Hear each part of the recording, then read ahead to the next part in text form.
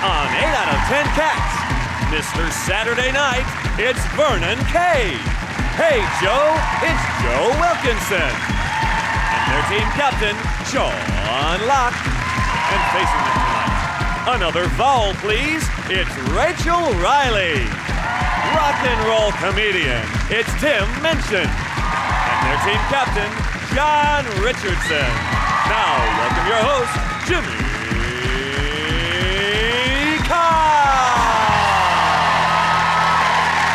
Hello and welcome to 8 out of 10 Cats, a show about opinion polls, surveys and statistics. Did you know, for example, 29% of women under 30 say they want the perfect body? Well, here it is, ladies. Come and get it. 79% of people say they feel guilty putting recyclables in the bin. I get round it by placing my recyclables in a paper bag and throwing that in a hedge. And the average woman walks 7,000 miles in her lifetime whilst hoovering. And that statistic is brought to you by the year 1953. Right, let's get started.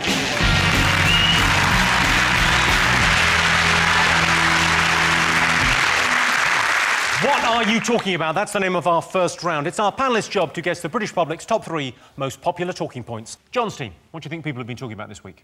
Oh, it's got to be X Factor, hasn't it? X Factor. Who's your favourite? I like the 2 groups that are left and Sophie Habibis. I think they're really good. I like her name, Habibis. Yeah. She's good. Habibis, it sounds like an excellent chain of hotels. Oh, where are you staying? The Habibis. The makeup's gone a little bit crazy and all the clothes, and they've kind of turned them all into Lady Gaga. It's a bit weird this year. You have to put a lot of makeup on and things to distract from their personalities, though, because that's human. What are you saying?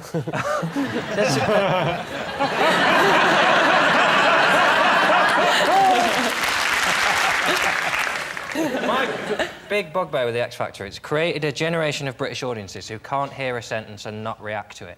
You're not allowed to just say, well, I thought it was quite good, but you need to get better. And just have people go, I fundamentally agree with that. Everything is either, boo, or I tried to watch it, but they just go along the line, and it's boo, cheer, whatever the one is to go, I don't really like fish. Boo. But I do like fish. I don't mind the X Factor at all. My only problem with it is it's on telly.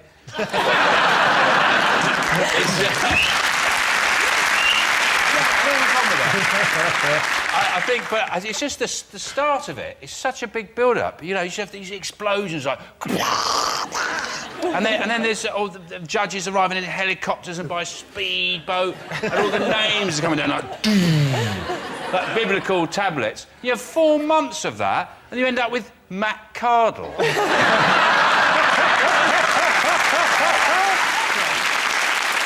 The beginning of the show looks like if you tuned in and you hadn't heard of it before, you think, oh, the world's ended. Yes, yeah. Oh no, the world's ended and it's been covered on ITV. Dun dun dun. That's how those televised debates should have started during the election. Yeah. Something like that. Big music, fireworks. It's David Cameron! Do you watch it? You must watch it, yeah? To be honest with you, I've never seen an episode of The X Factor. Because you... Well, no, because... Strictly. No, it's not banned, because my wife, Tess Daly, she works on... That's where I know you from. But Strictly Come Dancing is on kind of before and a little bit during the X Factor. So I watch it with the kids, and then when X Factor's on, I'm putting the kids to bed. And by the time all that routine is finished, it's finished. You could video it. No. What I think, sorry, is that it's not as good, apparently, because there's no nasty judge. Like Gary Barlow, he's supposed to be the nasty one. But he looks like he's just such a nice bloke. He should be judging chutneys at a village fete. It's spicy. It's spicy. It's very nice, that. I miss Simon Cowell being on it, because he was horrible, and I liked that.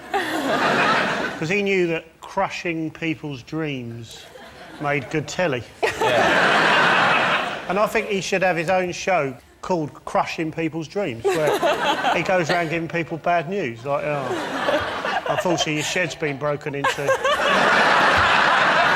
stuff like that. That's not actually a dream, is it? That gives you a terrifying glimpse into Joe's life there. He's gone, my dream of my shed not being broken into. Yeah, nice. Joe's dream is to have an unbroken into shed. Four times. Really? Breaks your heart. I have to keep me spade in the hallway. I imagine that for a man with your facial appearance, having a spade in the hallway doesn't frighten guests at all. I think it'd be a much better show if they got rid of the singing, just get rid of the singing, and just people got up and just told sad life stories. Yeah, I do like it. I enjoy a tragic backstory as much as the next What have you got man. for us this week? My nan died. Oh, that's not going to keep you on till next Saturday. Your shed was broken into. You're through. Where have all, you think about it, where do all the contestants go? Because if you think about it, it's Big Brother, Britain's Got Talent, X Factor. Where are all these contestants? And I reckon in about 50 years' time, we'll find like a mass grave of all the celebrity contestants. People going, oh, just found Michelle McManus.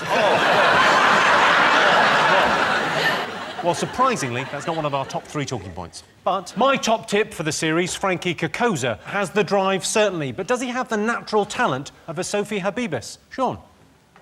Oh, yeah. Sean's team, what else have the nation been talking about this week? The Dale Farm. Oh. The evictions from Dale Farm. I turned on my television and I just saw these caravans on fire and these travellers running across fields crying. I thought it was a Top Gear special.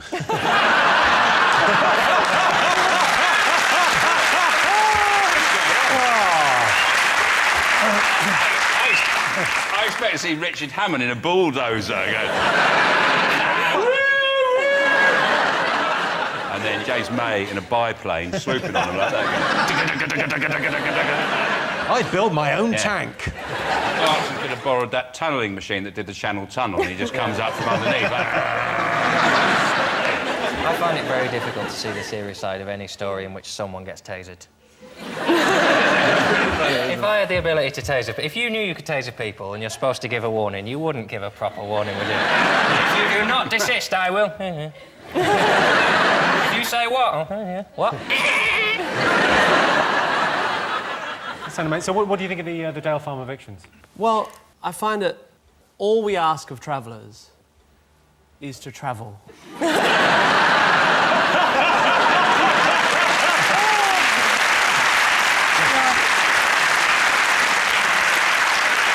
They chained themselves to the gate, didn't they? They chained to the front gate, and I just thought, well, give them the gate.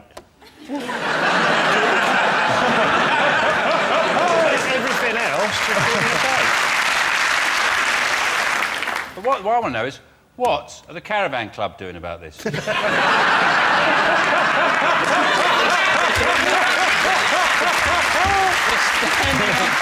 They're standing on the sidelines watching caravans get burnt. They're like the RSPCA for caravans, they are. They should be out there protecting caravans. OK, let's have a look and see whether Dale Farm is up there. OK. Yes, the Dale Farm saga continues. Wouldn't it be an idea if, instead of throwing bricks at the police, they held on to a few of them and built a house? OK, fingers on buzzers, 2 more things to go. Oh, yeah. Go, Sean. Is it the collapse of the BlackBerry messaging system? They had what they described as a catastrophic outage. I had one of those once after a reheated prawn curry.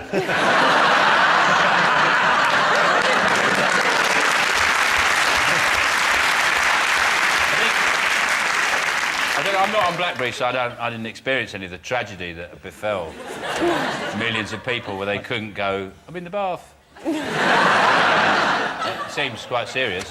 It was pretty bad. I mean, it went down for 3 days, no BlackBerry. It's not massively serious, is it, when you sum it up? It's not. It's a very first world problem. Limited web surfing capability for 3... Not like Africa are watching the news going, we should do something, because they cannot see someone and go, oh, what was he in? Knackered. It's gone a bit mad, though, isn't it? Where, because, 3 days without email. I remember when the height of technology was like a calculator on your ruler. Can't believe believe they put it on a ruler. You've sellotape. Yeah. 2 seconds. And when you had a watch with a light. The thing... Apparently. I find the BlackBerry, I haven't got one, but I find the annoying thing about them is when people have got BlackBerries, because now people talk about BlackBerries and Apple phones as if they're the Beatles and the Stones, or Mods and Rockers. It's tribal. And people with BlackBerries always go, yeah, it's better for email, though. But on my phone, I can send and receive email. I don't know how much better it gets. That's the weird thing is they're rivals, you know, the Apple, BlackBerry, but in a crumble, they're harmony.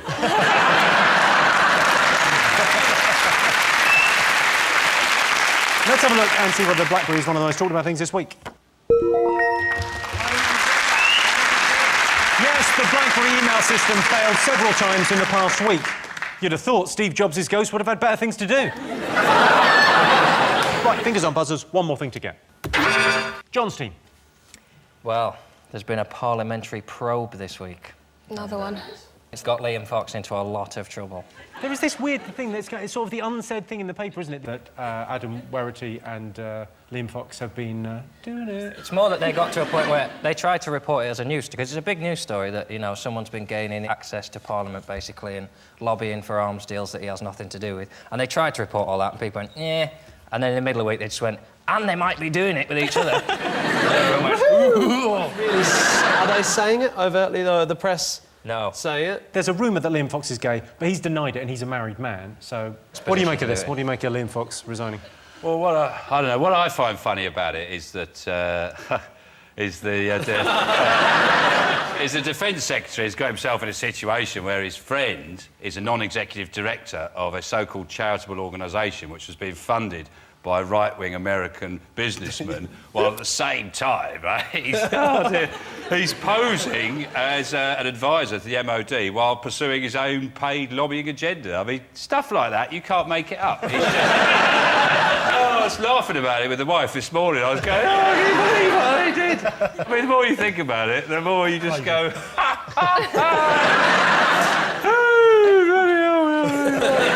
Every day something new comes on. It's unbelievable. Yeah, he's a flamboyant man in his 50s. He wants to go away, wants to take a friend. Buddy along. He's bringing a friend on holiday, staying in the same hotel. Where's the problem there? But the thing is, you don't bring your friends to work unless you're a plumber. It's a well-known role as a plumber's mate. There's no well-known role as, hello, what do you do? I'm a Defence Secretary's mate. I just help him get stuff from the van, you know. But do you think they ever had a chat and said to each other, listen, you come with me, we'll have a bit of a laugh, we'll go around the world, we'll set up a company, we'll get on the blag, we'll get a little bit of this, a little bit of that, we'll get away with it. Yeah. You know what I mean? It's just weird, it's bizarre. They must have had that conversation at some stage, They must I would have. imagine. They don't apologise, do they? The Tories, they're very good at using like a long speech in which not once did he say, I done it, soz. And he started off by saying, I just want you to know that last week I saw a man whose kids were dead. So let's get this in perspective. Yeah, that was incredible. If you get busted at work, you're not allowed to do it. I just want you to know, someone got stabbed in town last night, so... Cameron said that he resigned with dignity, didn't he? Which really annoys me. I want to see one go mental. Smash his office up, you know. Call Cameron a wanker and then shit in his yucca plant. Let's have a look and see whether Liam Fox is up there.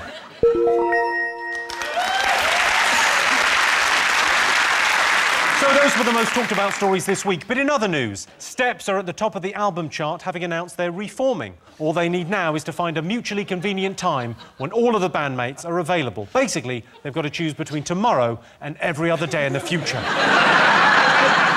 So at the end of that round, Sean, Joe and Vernon have 2 points. John, Rachel and Tim have 1. So next round is pick of the polls. John, Rachel, Tim, what do you want to answer a question on? Can we have the lady with the knife and fork? She looks angry about what's about to happen, and I want to find out why. OK, all right. Well, your related question, OK? Worst thing on a date, a fussy eater or someone who drinks too much? If they're a fussy eater, you can just eat their food. Done. I'm happy. So that would be a good thing for you, a positive That'd be thing. fine, as long as they actually go to the restaurant to start with, because I did go out with someone that would only eat, like, yellow stuff. When I was young, he'd only eat, like, chicken nuggets and chips, so... So you'd go out to a restaurant and go, do you have anything yellow? Would you go to a custard house?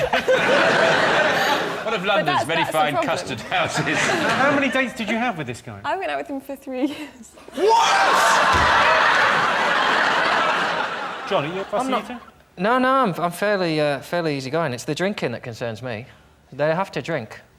Especially on a date where it's awkward anyway. You don't want someone who's going to remember it. Non-drinkers are difficult. I respect their decision to not drink, but it makes life very, very hard. It's like having a different religion. It's fine, they can crack on with it, but I don't want to be with them, so... I find a heavy drinker on a date very much a positive. But if they're hammered, you know... It's kind of different for the man It's a or the clincher. woman. Yeah. The men might try and push drinks on the women, but if the woman can't really do anything with the drunk man. Yes, you can. I went on a stag do once to Edinburgh, right? The stag was a very, very dear friend of mine. And this is a prime example of alcohol makes you go over the line, right? We're watching the FA Cup final between Liverpool and Arsenal. Half-time, we're all sat around having a couple of pints. My mate turns around and says, "It's boring, this, isn't it?" I'm like, "Yeah, pretty much. Give me 5 minutes." And he went upstairs and he came down in his dressing gown with a can of deodorant.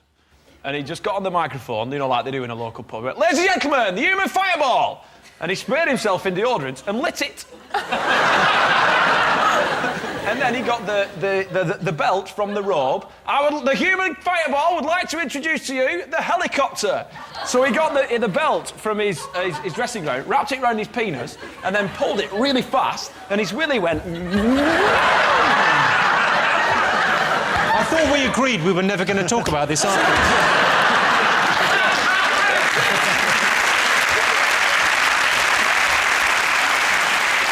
What alcohol does, it brings out the competition element of the male. So what happened next was that another friend said, "Well, watch this. Everyone give me your coppers." So everyone coppered up. You know, like, you won't know about that because you're posh. So everyone put, like, the pennies in and the 2p's. He put 83 pence in pennies down his foreskin. Yeah. And then he started coughing and they all individually dropped out. Now, that's a party trick. How did he find out he could do that? Because he was drunk, Jimmy! You sure it wasn't Darren Brown's stag do? OK, all right, so what's worse on a date, a fussy eater or someone who drinks too much? We're going to go fussy eater. Booze. Someone who will only eat booze. What are you going for? We're going for someone who drinks too much. OK, Sean, what are you going to go for? Probably heavy drinking is worse. I can tell you, you are right. Yes! 63% of people said someone who drinks too much is worse than a fussy eater. I think a fussy eater is worse. If she won't put that in her mouth, she's not going to like what I've got planned for dessert. Oh, this tasted coppers. And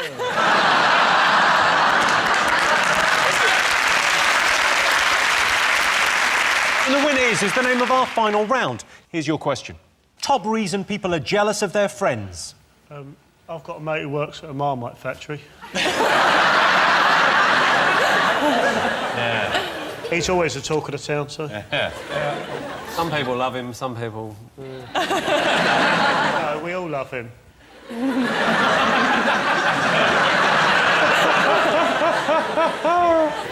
So I'm jealous of is Joe's beard.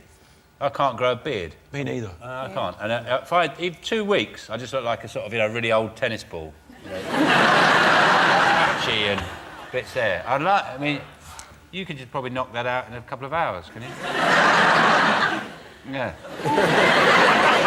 You're looking at that through rose-tinted glasses, though, because Joe can't go to playgrounds, for example.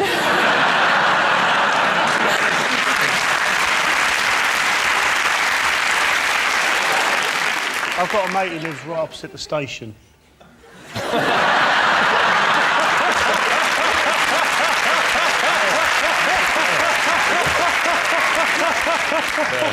can see the trains coming in. Living the dream. Living the dream. I've got a mate. You're going to hate this, with a padlock on his shed. I'm jealous of my friend who can get 82p up his foreskin. I can beat him. I can put a pound down there. Good.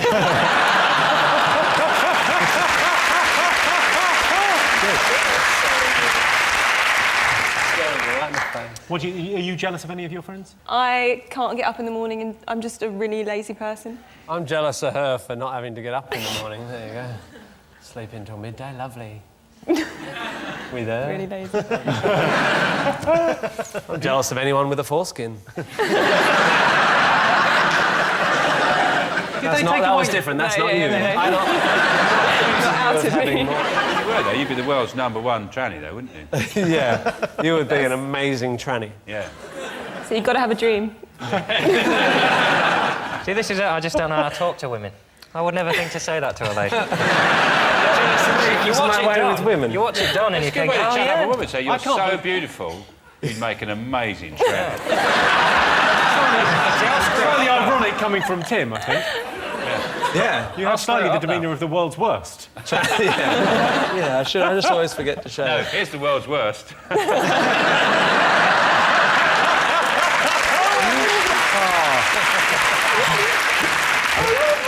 I can do something which will make you all jealous, especially Joe. Look, I can do this. Whoa! Forget Joel, that's amazing! Is that the Olympic symbol? What? Joe. Yeah. He's just trying to make sure I know. Look at the amount of people in our audience currently going... Do you start from the little one and work forward? If you've just tuned in, we've gone mental. OK, so top reason people are jealous of their friends. I'll give you a clue, it's a really superficial thing. Yeah, it'll be money or having a hot girlfriend, boyfriend. Hair's not far off. Hair, looks. Looks. Noses. Money. Long arms. Long arms. Skinner? Skinnier is the right answer. What? She got the right answer. Skinny. Skinnier. Yeah, that's... Apparently the top reason people are jealous of their friends is because they're thinner. Victoria Beckham's so thin, she's got to be careful when she has a bath, because if the water's too hot, she could turn into stock.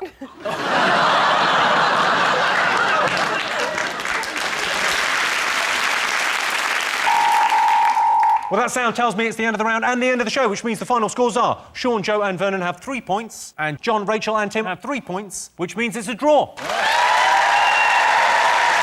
Thanks to all our panellists, our wonderful studio audience, and to all of you for watching at home. If you want more, tune in tomorrow night for 8 out of 10 Cats Uncut. That's it from us. Good night.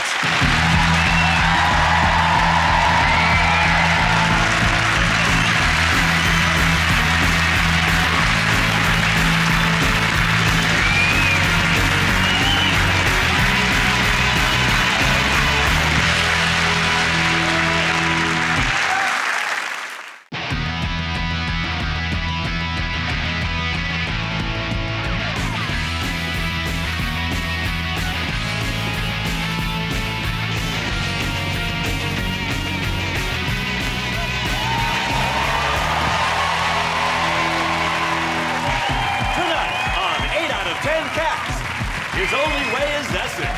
It's Russell Kane. Out of his cage, it's Alex Reed. And their team captain, Sean Locke. And facing them tonight, Countdown Queen, Rachel Riley. Britain's funniest Whitcomb, it's Josh Whitcomb. And their team captain, John Richardson. Now, welcome your host, Jimmy Carr.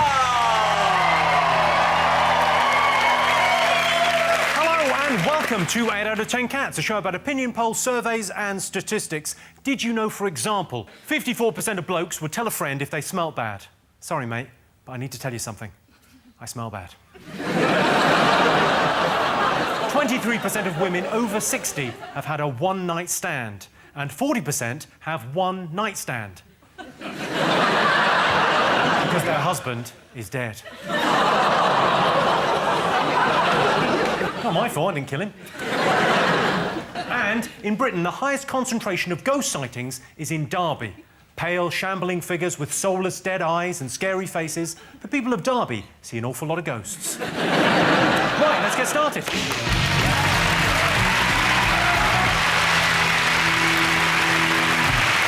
What are you talking about? That's the name of our first round. We've teamed up with a leading polling organisation, and they've asked the British nation what stories they've been discussing this week. It's our panellists' job to guess the British public's top 3 most popular talking points. Sean, Alex, Russell, what have the nation been talking about this week? It's got to be Giggsy. Giggsy? He's been a bit of a naughty boy, hasn't he? Yeah. tell me, a bit of a naughty boy, I think it's probably an understatement. What is interesting about the footballers, though, is they seem to pick up all their women via mobile phones. They either, like, send pictures or texts. They say, do you want to go out and have sex? And they go, yeah, all right, and that's it. There's no... What did they do? How did footballers get off with women before mobile phones? Pigeon. Yeah. Pigeon. Just drew a picture of their cock on a bank statement. Here's my bank statement, and that's what it looks like. I can't draw, so I got Rio to do it. Rachel, you're a huge Manchester United fan. Yeah, I am. Have you met Ryan? I have, yeah. As well as fulfilling my dream of doing timetables to music, I did some work for MUTV last year. I'm sorry, what was your first dream? Timetables to music, that's my day job. You may have seen it, it's on Channel 4. Oh, yeah. Yeah, exactly, there you go. So I was shown round Carrington, the United training ground, by Giggsy and Rio last year. Blimey. I think you had a lucky escape. It's a very extended euphemism.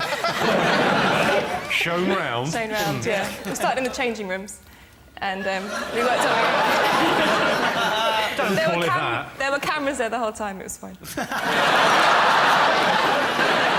So you're a Man U fan, Yeah. you've met him. Has he gone up in your estimations, down in your estimations? I mean, the stupid thing with him was he got away with it for 8 years with his sister-in-law, and then he went for a Big Brother contestant.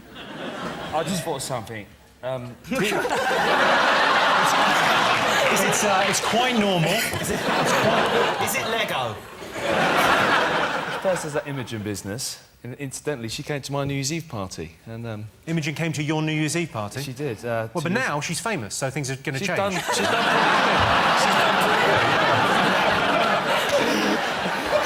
good. She's now in a different league.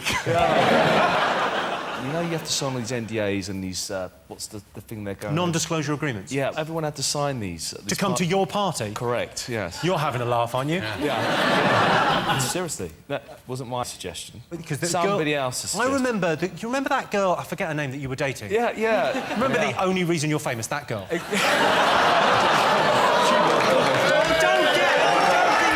be nice to me. I will be nice. OK. Jesus. I should have booked security. I might be retired, but I know, all right. Don't cry, Alex. Jesus. Anyway, she didn't sign one, and she released on a YouTube of the exclusive footage of our party. And someone got very upset. I didn't care. Was it at your house? It was... that's a bone of contention now. I think I might be about to do my first joke as a team captain. So stay tuned.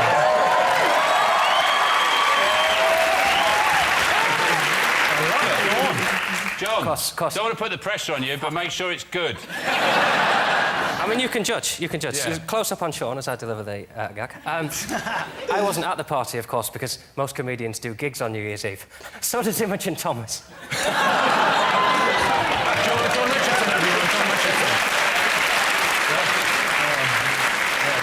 So, Alex, so you've met Imogen and you liked her, but she sort of socially, she was selling her story. She was trying to get ahead. That sounds like a great party. You've got to actually sign something to come in. If you've got to sign something to get in there, surely you want to get in there. It makes it more exclusive. I don't know. No, it makes me think they're all wankers in there.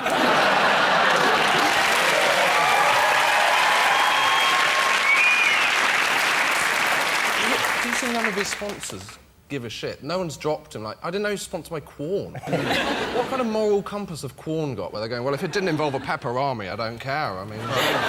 Ironically, he's the one person who won't substitute his sausage for anything. You would imagine that, you know, vegetarianism's not very sexy. They were probably slightly delighted to have the Welsh Lothario angle. I'll fuck anything, I will. Nut cutlet. They're talking about him in the papers as if they're saying, oh, he's sleeping in the spare room now. As if he's on, like, a camp bed in a sleeping bag. He lives in a mansion. He's in a massive... He's probably got a telly in there. I'm not... But, these people live different lives. The other ladies, is it alleged? Are we allowed to talk about the other? Oh, we are allowed to talk the other lady. Sister-in-law. I mean... Oh, my good. Brothers, what's that all about? No. It's when a woman has two babies and they're both boys.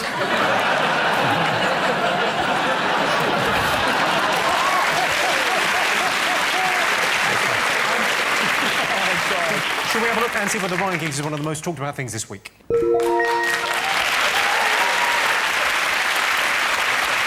Yes, the most talked about thing this week. So not only has Ryan Giggs been in someone who's been in Big Brother, but his brother has also been in someone his big brother has been in.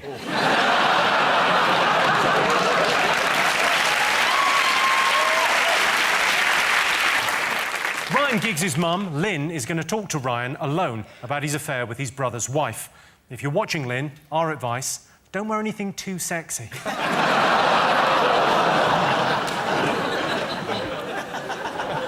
OK, John, Rachel and Josh, what else have the nation been talking about this week?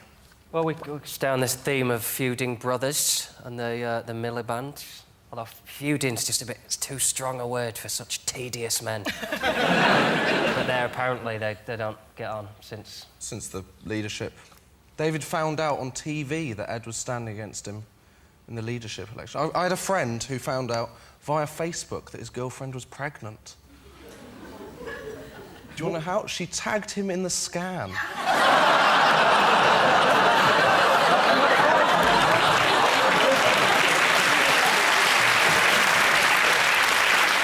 I don't understand why it's suddenly back in the papers this week. Well, because a book came out this week that talked about the extent of the rivalry between them and the fact they haven't really spoken since, and it's actually a lot worse than it was reported at the time. At the time, David went, "No, I'm really pleased for him. It's brilliant." And actually, he was going, "You fucking shit." But it's not. It would be more of a surprise if they'd really got on, and like, because you can't. The alternative to them not being at work together is them doing it together. Like Jedward on the dispatch box. Like, I'm David, and I'm Edward. I was Deadwood. Here.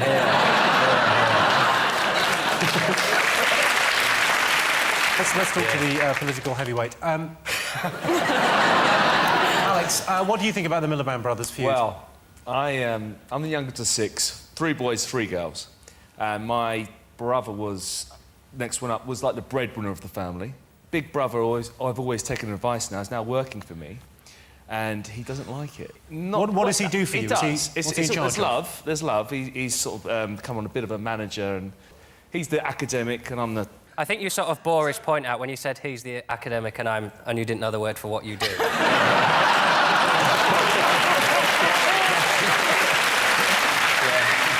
I've got brothers. There's not much in the way of... I've never had a physical fight with my brother. We used to argue when we were little, but... He used to beat the crap out of me, He used to beat the crap out of you? Yes. Was there any... When you became a cage fighter... The worm turned. If you refer to it as the Readinator, I think that... Because I'm in cage fighting kudos, but that is a shit nickname. It's a persona, like... Me, Readinator. Is that like a shit version of Kindle? Do you want me to show you?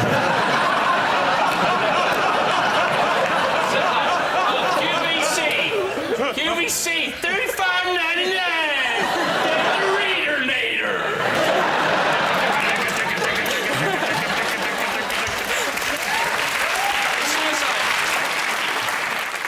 Well, I can tell you that the Milibands are not one of the most talked about things this week. OK, fingers on buzzers, 2 more to get. Bruce Forsyth, Sir Brucey, he's been knighted, finally, and people are apparently excited about that. I think it's nice, you know, he's got one now, along with, you know, his classmates, Galahad and Lancelot. He really pisses on the term knight, doesn't he? Imagine if you were a kid and you knew about King Arthur and all that. Yeah, they're still knights, Mummy. Yeah, there's one on TV now. Do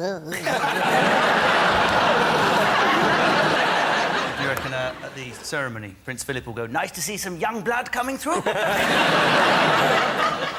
you know, what's amazing about him, they say he's had 70 years in entertainment. And since the 70s, for like 45 years or something, there's been a waxwork of him in Madame Tussauds for 45 years. Bloody hell. And they don't change it. What they do is they hold up a recent photo and then hit it with a cricket bat. They just hold like a patio heater up to it, so it just... Well, let's have a look and see if it's one of the most talked about things this week. Yes, it is.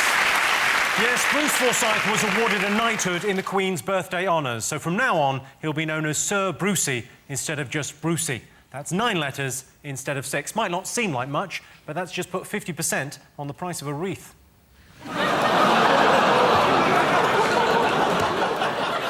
One thing still to get. Fingers on buzzers. Is it the juror who was sent to jail this week for discussing the case with one of the defendants on Facebook? So the trial's still going on, and she's talking to one of the defendants about her friends who are still in the courtroom. But the thing about it is, when you actually see what this woman's written. I think the thing that she should go to prison for is her appalling grammar. Yeah. We've got some of these. We got Don't Be a Stranger, Pal. We have Meet Up Soon, Good Luck. Well, I think it'd be good for her to go to prison, because in prison, a lot of people often learn to read and write, don't they?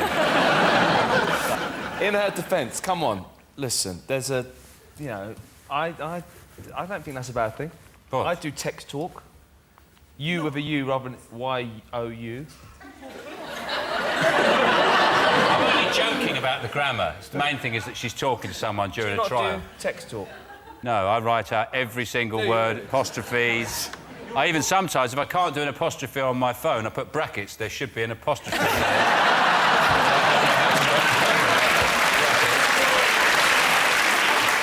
But if you look at the woman as well, you think so. She is a very good argument against the death penalty.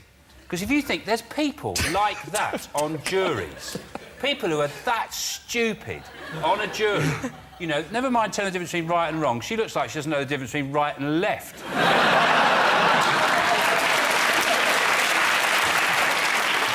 Apparently that's what Wayne Rooney's going to look like when the hair's grown out. Talking of idiocy, not realising that the Facebook is public, I made a real faux pas. I was travelling on the train, really annoying woman sitting opposite me, tutting everything I did. You know the type of person that can hear your pancreas secreting insulin?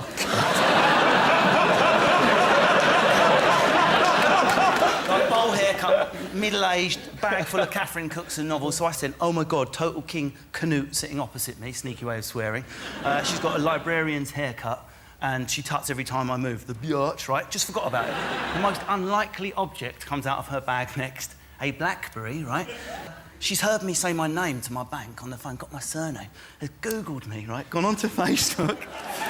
She's leant in and gone, now, I've just recognised who you are. And of course, egotistical comedian, what, have you seen me on 8 out of 10 Cats? Did you like my Beyonce dance? What was it? She said this, I think it's very hurtful what you've just written on Facebook. Everyone on the train's like... It's very hurtful what you've just written on Facebook. I wasn't tutting every time you moved. I don't have a librarian's haircut. And this is the worst bit. The reason I'm in a bad mood is I've just visited my friend in London who is terminally ill. Listen, how I got out of it isn't even by my stuff. She's watching this on Toast. I said, I was like, oh my God, Totes, you've got it wrong. What I do is I put fake events on there to make myself more interesting, so my followers or...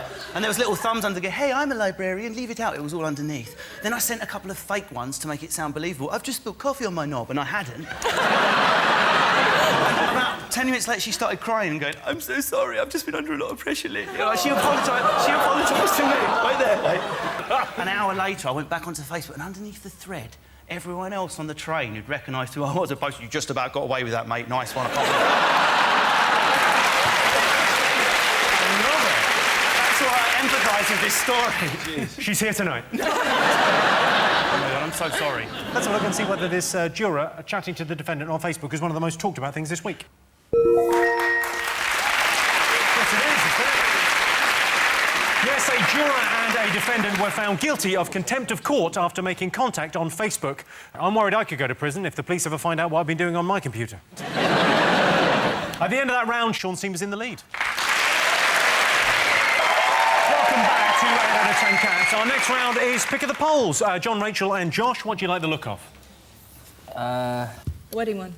I don't like weddings because there's absolutely no chance of me ever being involved in them. There is, they could change that law. I think we might go for the sexy lady in the specs. OK. We asked tonight's jury audience, would you rather be beautiful or brainy?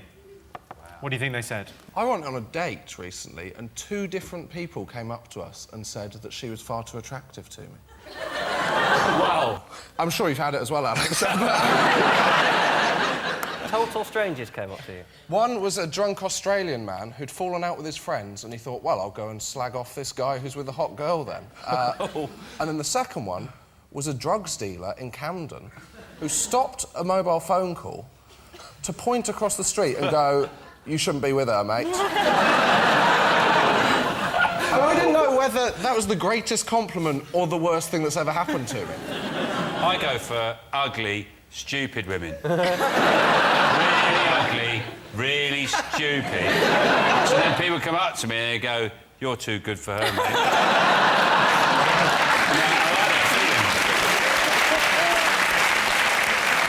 You shouldn't be with her. They go, there she goes. She's combing her hair with a shoe.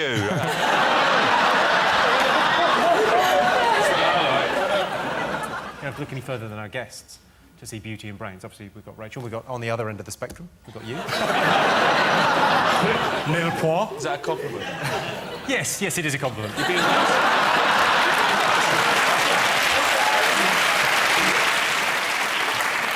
Alex, what first attracted you to Jordan? What two things? Au contraire. Go on, so what do you find attractive? Something. It's the Factor X, the enigma, I don't know, it's... They're called tits. I like it. The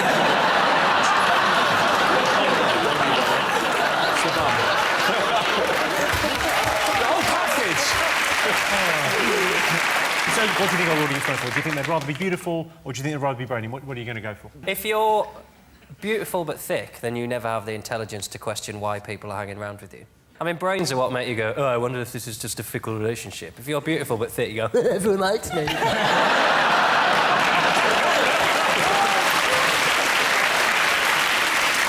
I would say, as a result of that, they'd say beautiful. Well, you're team captain. This is your first go, so I'm very happy.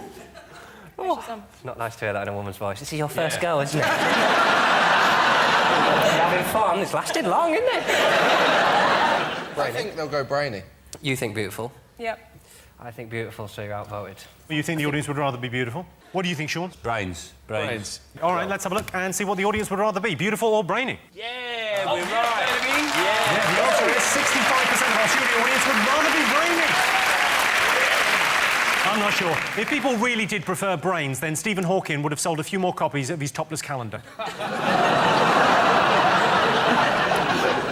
Then the winner is the name of our final round. Best way to make someone cry. I've done a couple of, I like practical jokes, I've done a couple that have gone wrong and upset people. When I was 17, like, my mum's a bit OCD and would always check where I am. She phoned my mobile and my friend answered it. I'd set this up and he answered the phone and went, "Hello, who is this? We found this phone in the wreckage." Oh, Jesus. Good joke though, right, guys? I thought I was bad. Sometimes I don't tell my kids how hot the food is. No, it's not hot. Eat it. John, have you ever cried? He's a Leeds fan. Yes, I am.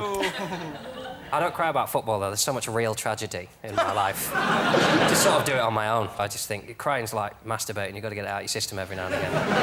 So just every now and again, I'll just take a night off, drink up 2 bottles of red wine, and just, right, let's fucking do this. Go and stare in the mirror till it happens. We're talking about crying or masturbation now. Stare in the mirror until it happens. Jesus, John. Get the internet. It's not that expensive. OK, best way to make someone cry. You know when you're really hungover and then they show the snowman? That really hits you right between the eyes. Yeah. I'll tell you a really good way to make someone cry. This is a brilliant way. Is dress up as their dead grandmother.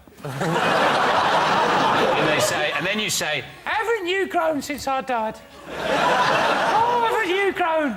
Oh, come on, what's the matter? Don't cry, you used to love me. Come on, give Nana a kiss." Do you think they're crying at the Always Nana works. thing? Or do you think they're just crying and, Sean Locke's had a breakdown, I liked him? So what do you think? What do you think the answer might be, Alex? Nipple twisters. You know what, Alex? That's probably why she left you. I've only got one nipple. They were big twisters. She's only got one. Hang on.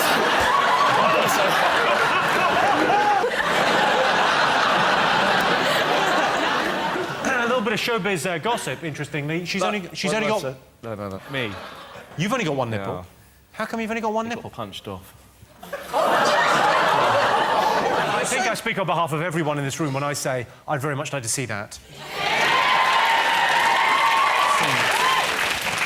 So what, nipple? One good nipple. One, OK. One ripped off nipple. Oh, no, that has been punched off. of it's come off. That's my favourite thing that has ever happened on this show. Sean going... Yeah, that's it, yeah. Yeah, just checking out fella's nipple. What's the matter with that? Most normal thing in the world. Something you do for pleasure, but it doesn't make you cry. Is it making love, the way I do it? Sobbing. I will give you a clue. It involves eating popcorn. Watching sad films. That is exactly the right answer. Well, that sound tells me it's the end of the round and the end of the show, which means the final scores are... Rachel, come on, you're good at maths. Do the scores. Quickly, do the scores. Add up the scores. Quickly. Do the maths. There's no music, there's no music. There's no... da-da. Ooh, OK, 17 times 35. No, not without the music. Not without the music.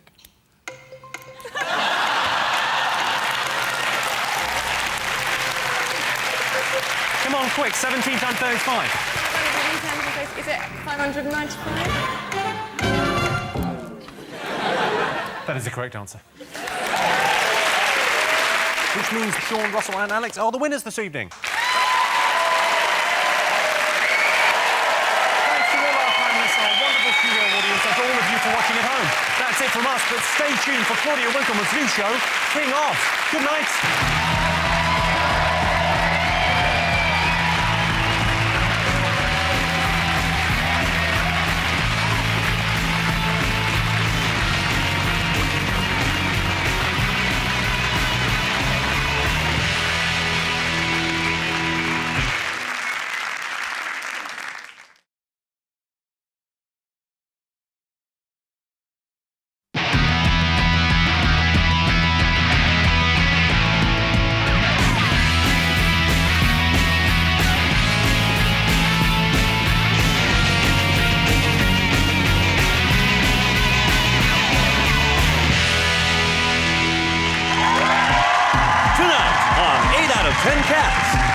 Consonant, please. It's Rachel Riley. New kid on the block. It's Daniel Sloss. And their team captain, Sean Locke. And facing them tonight, he's too cool for school. It's Nick Grimshaw. Acting funny, it's Peter Serafinowicz. And their team captain, John Richardson. Now, welcome your host, Jimmy Carr. Welcome to 8 out of 10 Cats, a show about opinion polls, surveys and statistics. Did you know, for example, in the United Kingdom, 3 million people regularly play bingo? 2 fat ladies and another 2,900,998 fat ladies. 70% of men say they can burp on demand. Seriously, fellas, there is no demand. And 41% of Brits have had sex in their car. I tried that once. It was surprisingly romantic. I was really taking my time, putting her needs first for once, and then the lights changed and we had to pull away. Right, let's get started.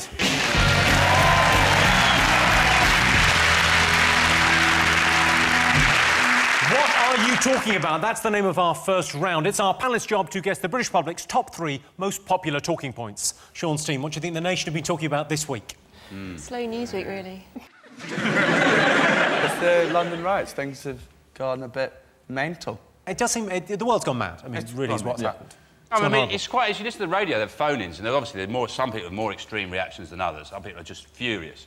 And there's one guy who was on the radio and he was going, it's ridiculous. He said, they should shoot them. He said, they should go out there and shoot them. He said, but they can't, can they? Because it's bloody political correctness. It's PC gone mad. So I thought to myself, that's actually what we need. A copper called PC gone mad. He just goes like, PC gone mad is taken over. I saw on Twitter these looters have been posting pictures of themselves with stereos and TVs and stuff. And there was this one guy who posted a picture of himself with a bag of Tesco value rice. Well, let's have a look at that. Let's have a look at that. I've got the picture. Oh, wicked!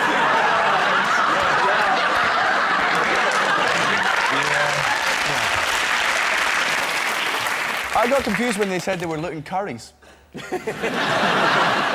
pleasing to know that when this show goes out, a lot of people will be trying to watch it on brand new widescreen tellies.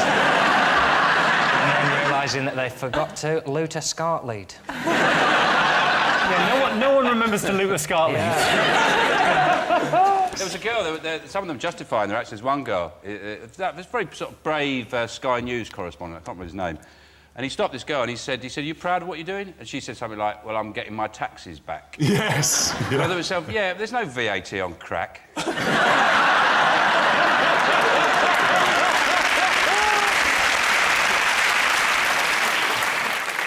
They were all going on the news early. Like, the first few days, when they didn't realise how big it was going to get, they were, like, talking on the news about what they'd done, but doing their coats up. And I couldn't think...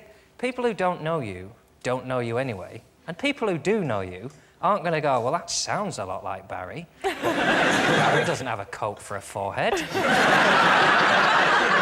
This kid out on the news, he had such a distinctive voice as well. He's sort of his coat up, and he's going, yeah, so I gone down there, man.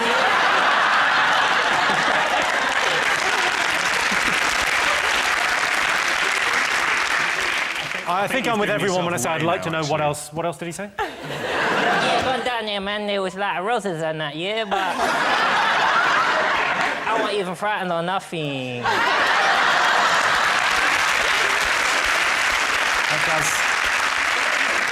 That does sound like him. There's Mexicans on the list. The giveaway was the big moustache coming out of there. It's absolutely mental. But my friend said that she saw this massive, like, hooded youth, walking down the street with 2 bottles, and then 2 kind of Asian girls in burqas kind of cowering that wanted to get to the other side, but there was a burning car and everything. She said he put down the bottles, offered them help, and escorted them through the burning riots. It's just want to be polite. You know who that is?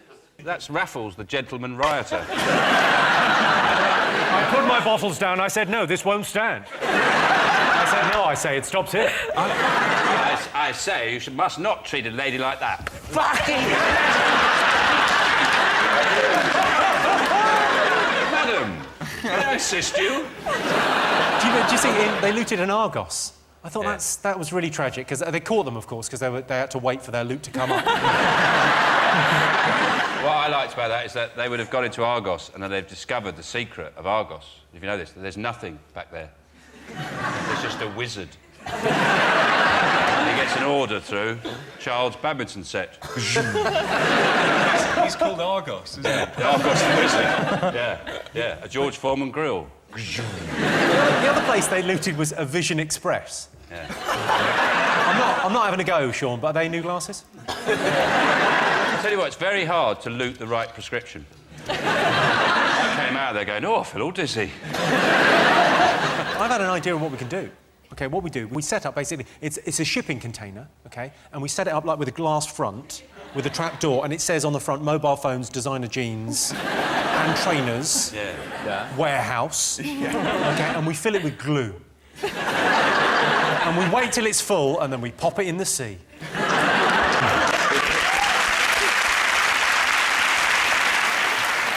I love all the rumours that have spread. My best rumour about the riots this week was the tigers loose on Primrose Hill. True thing. Wow. And the tigers loose, they said the looters had gone into London Zoo and were barbecuing tigers. And some had escaped. I fell for that one, but only because I was on the phone at the time checking if someone had got home OK, and so I was checking Twitter while I was on the phone, and you don't have time to edit, so I was and now there's a tiger on the loose. You can't call someone back at 1 in the morning and go, yeah, now there's a rhino, I think this might be bullshit. If I was out looting, I wouldn't loot, because to me, technically, it's still shopping. And I hate shopping. If I was looting and I went into one of those shopping centres, I'd loot those foot-nibbling fish. I'd love some of those. It'd be great to come home with those, get them in the bath. Where have you been? Nowhere. I've been in a river where you get the catfish just come up to your whole body and do it. The catfish come up to your whole body? Your whole body. You hold this food, and wherever you hold it... You're so naive. Those aren't catfish. Those are men that have paid good money to be there, Rachel.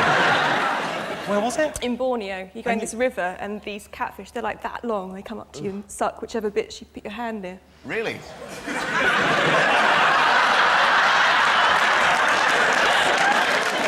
There's going to be some looting at the catfish shop tonight. OK, right, should we have a look and see whether the riots are one of the most talked about things this week? Yes, indeed, people are talking about the troubling riots this week. During the riots, a Lidl in Wood Green was emptied, with looters escaping with up to £8 worth of goods. They took everything.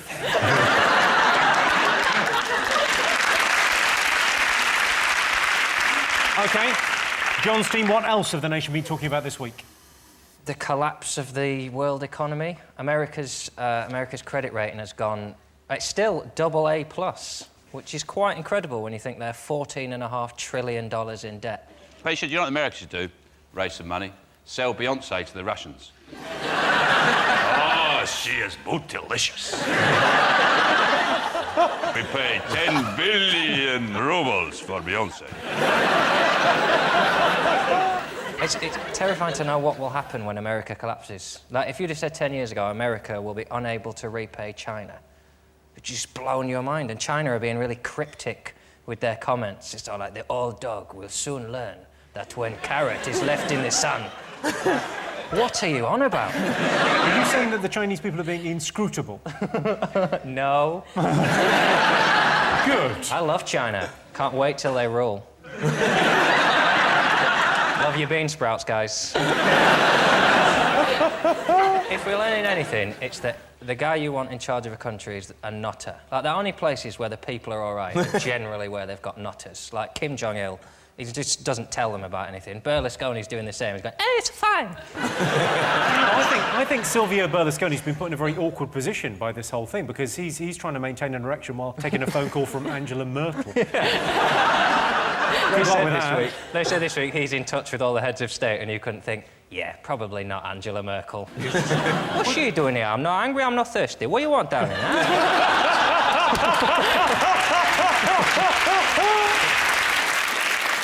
I've come up with a plan to get this country out of recession. I've come up with a little invention, which is, I think, is going to lift us. It's going to make us an economic powerhouse. It's going to make the iPod look as outdated as the rolling pin. It is, you know, honestly, it's a radio comb. It's a comb, right? And it's got a radio in it. Imagine that. Now,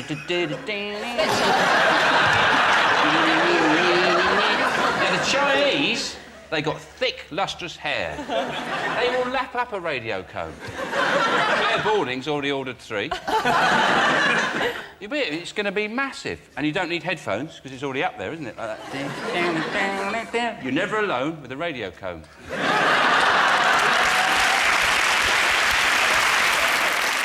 Let's have a look and see whether the financial crisis is one of the most talked about things. Yes, this is the news of another global financial meltdown. There's really nothing to worry about as long as you don't have a mortgage or credit card debts or shares or cash savings or run a small business or have a job or don't have a job or any hopes for the future. Fingers on buzzers, what else have the nation been talking about this week?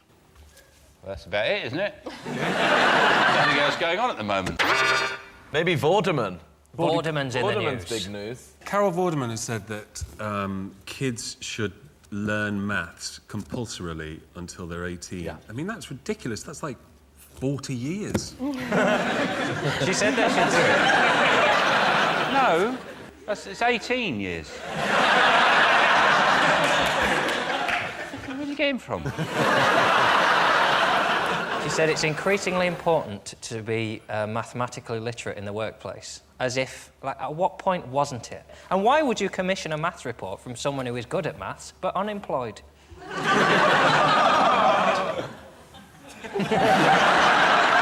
my fault. It's a little bit your fault. I didn't feel like people are actually that bad at maths until I've seen saw some bad stuff, though. Yeah, what's the worst maths you've I seen? did a programme with dispatches, and they were looking at this school that had implemented this magical new teaching of maths. And I met an 11-year-old girl that couldn't work out 500 minus 499. This was after a year of their new magical teaching. 500 minus... 499. Can you hold up your fingers? I'm going to need everyone's fingers. Sorry, audience. Okay, how many fingers in one hand? 5. How many fingers in 10 hands? Oh, shit. No. Yeah, no, what? Ask him again. Ask him again. What was the question? Yeah, well, it's not difficult. It's your top's not done up, so it's hard. Do yourself, miss, do your top up, and then we can get on with the maths. Ask me a question with 11 in it.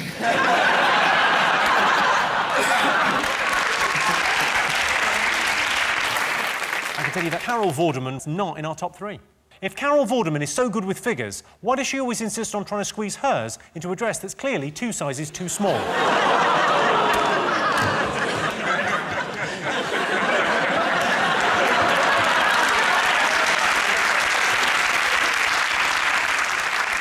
And the award this evening for not laughing at a joke she clearly thought was funny goes to Rachel Riley. Congratulations. OK, fingers on buzzers. One more thing to get. Is it the start of the Premier League season, which starts tomorrow? Oh, yes, some football. Yeah, you go. You like your football, I love don't my you? football, yeah. Who do you support? Man United. Riots!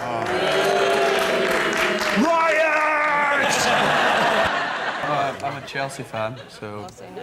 Yeah. We got a new manager. He's brought in some new rules for the players and everything. One of the rules he's brought in is you have to speak English at all times, which I think is a bit unfair. And it's going to be really hard for John Terry, because normally he just points at things and then has sex with it, so...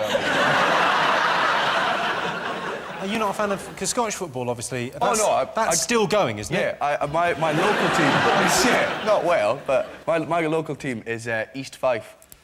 And our star striker is also my bin man.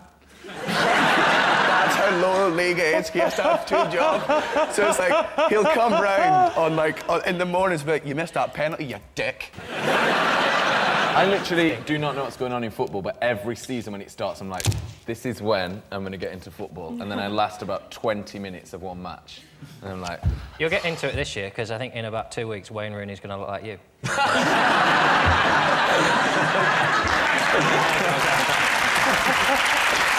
This is the first season we get to see his new hair, and Colleen said he looks much sexier.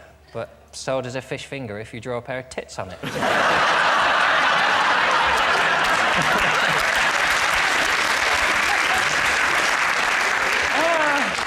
Oh, crunchy booby.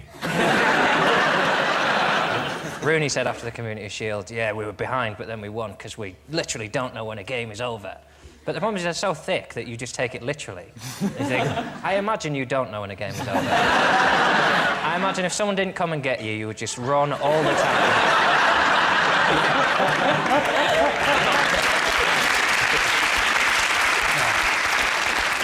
Let's see if the new football season is one of the most talked about things this week. Yes, indeed. By the end of that round, Sean, Daniel and Rachel have 2 points. John, Nick and Peter have 1. Welcome back to 8 out of 10 Cats. Our next round is Pick of the Polls. John, Nick, Peter, your turn first. What do you like the look of? Silly not to pitch the picture of me, I think. Bottom left-hand corner. Oh, yeah, looking very manly. OK, so we asked our studio audience, what's the best way to impress a woman? A feat of strength or a grand romantic gesture? What do you think they said? Bit of both, innit? Yeah. Carry a woman up a mountain at sunset and then do her on it. Ladies. Ah, the romance of being done on a mountain. My friend was actually proposed to like that. They were on Well, she was being done on a mountain. I think he said, oh, Laura, I've got something to ask you. And she said, no, Dave, not here. And then he actually proposed. Yeah. Why would you marry a man who, when he says something like that, you naturally assume he means doing it? Baffles me, the men that have got wives. Just... How long have you been single there, John? Well, 8 years. What's the relationship status of my team? Single for about 8 years also. We're really killing it. Good strong wrist. Yeah.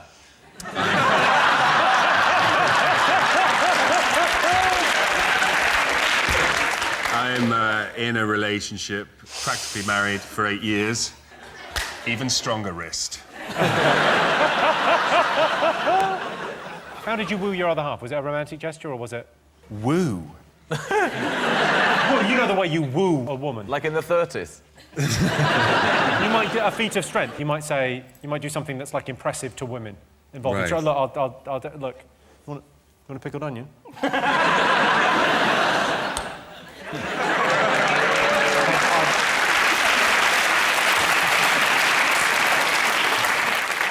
Give those to Sean. Give them to me. There you go. You can, but that's the traditional way to impress a woman. Is that it's a feat of strength. It's like a. Just open it. It's just been opened, Sean. Yeah, it's a trick, isn't it? No, it hasn't. I can't open it. Give them to Daniel. He'll do it. It's glued up. You've glued it up. I haven't. You have. Why would I do that? It's easy. Just twist it. You just twist. Just twist the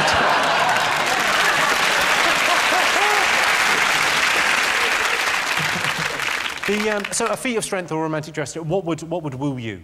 It's got to be a romantic gesture, hasn't it? So what kind of romantic gesture? I'd say something like this. What about something like this?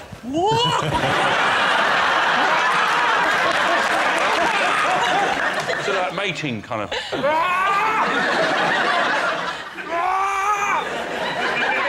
that sexy? My dad's lost the romance for my mum over the years, and when she was pregnant, I was 3 years old when my mum was diagnosed with my sister, and when she was 7 months pregnant, my dad's a lovely guy, but he just snapped him. She's like, you don't do anything around the house anymore. I'm doing everything. I do the hoovering, doing the cooking, doing it. I've got this one to take care of. Can you just help me? Some things I can't do, like I can no longer do the dishes. I physically can no longer do the dishes. Then the next day when my mum went to work, my dad spent the day welding a semicircle into the sink. So she could get the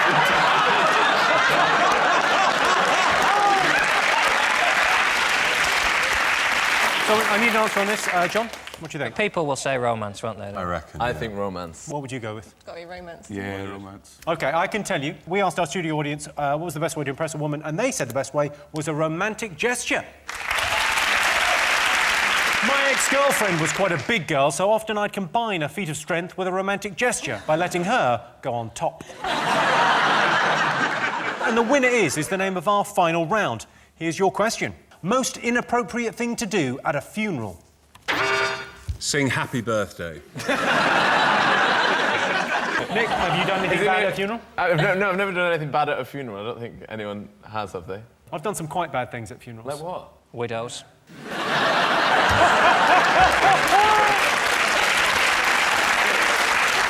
Rachel, have you ever done anything bad at a funeral? No, my friends got a nervous laughter, and they just started pissing themselves at a funeral once. Oh, no, that's OK. You can normally mask that, because even if you laugh really heavily, if you try and stifle a laugh, it's sort of, you've got the shoulders going, and that can look like you're crying. You can just cover you can normally get away with it. Yeah, but that doesn't help, does it?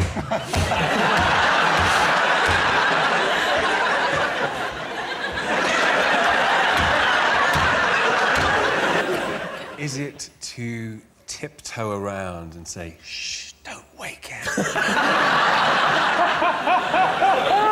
I think it'd be very poor taste to hire a photographer like they do at weddings. And can we have the widow near the coffin, please? We'll just come in there. We'll just throw the family. Who's going to catch the wreath?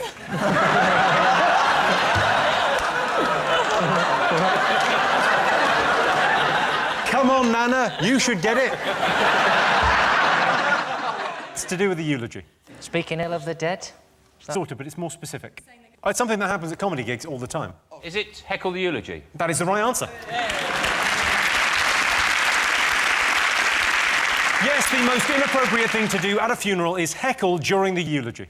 Some cultures bury their dead, some cremate the bodies. In Britain, we prefer to hide the corpse in a cupboard for a couple of years so we can keep claiming their benefits. Well, that sound tells me it's the end of the round and the end of the show, which means the final scores are John, Nick and Peter have 2 points. Sean, Daniel and Rachel are the winners. They've got 4. Thanks to all our panellists, our wonderful studio audience, and to all of you for watching at home. If you want more, tune in to 8 out of 10 Cats Uncut on Wednesday. That's it from us. Good night.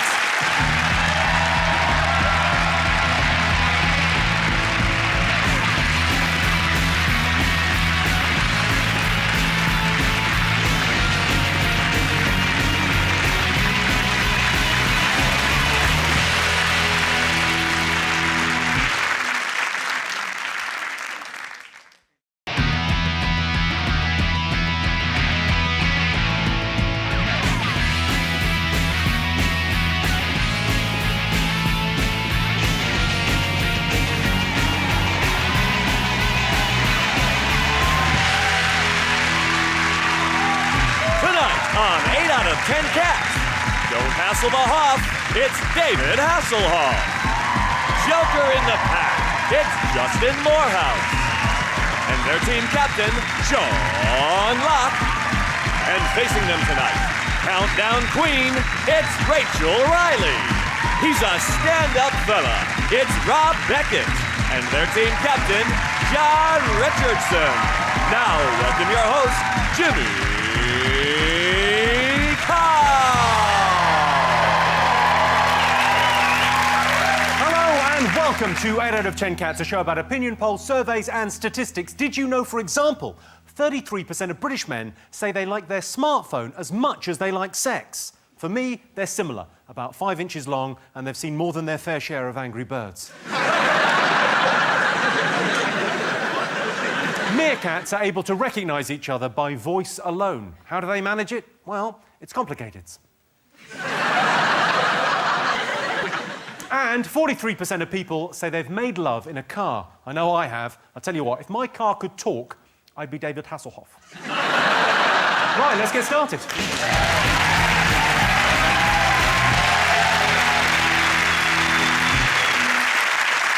What are you talking about? That's the name of our first round. It's our panelist's job to guess the British public's top 3 most popular talking points. John's team, what do you think people have been talking about this week? The most interesting one is John Travolta. John Travolta? You know, he gets a bit naked, asks for some favours. This is the story that 2 people are suing him, claiming that he made inappropriate advances whilst having a massage.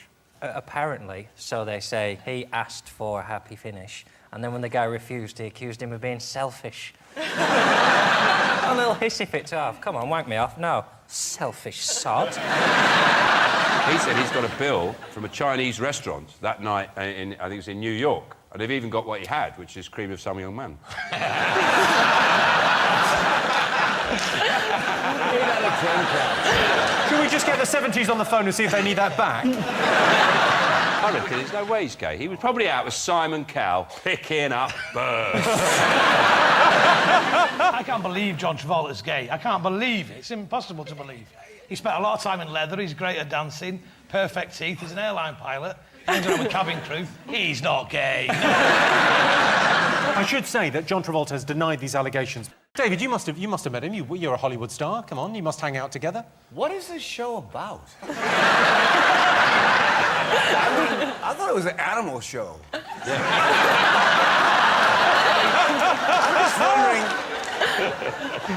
It's 8 out of 10 cats. Yeah, they bring him on in the interval. They'll sit down there. If you've worked on Britain's Got Talent, I guess you've got used to not taking the title of a show too literally.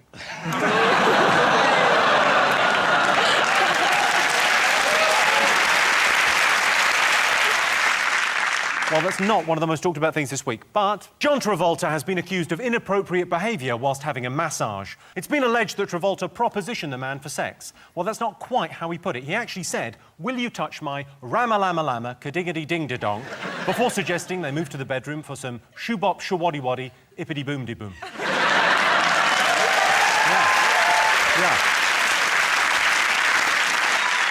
OK, Sean, what do you think the nation should be talking about this week? Well, there's the Britain's Got Talent, which you used to do, didn't you? You did it over here, didn't you? I did it over here. Britain's Got Talent's mainly made here, Sean.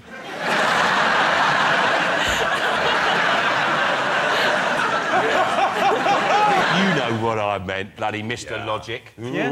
What's the American one called? What's the American one called? America's Got Talent. I knew it! Yeah. But you were great on the show. Yeah, oh, thanks. I had a hard time understanding everyone, but I got to tour the country and, Well, you ended up going out with a lovely Welsh girl as well, you Yeah, my girlfriend is from Glynneath, and the weather is, weather's tough over there. The weather's tough everywhere. You have 2 winters over here. I mean, you have 2 summers. It's like you have winter and July. Yeah, that's why the buttons on our shirt go all the way up to the top.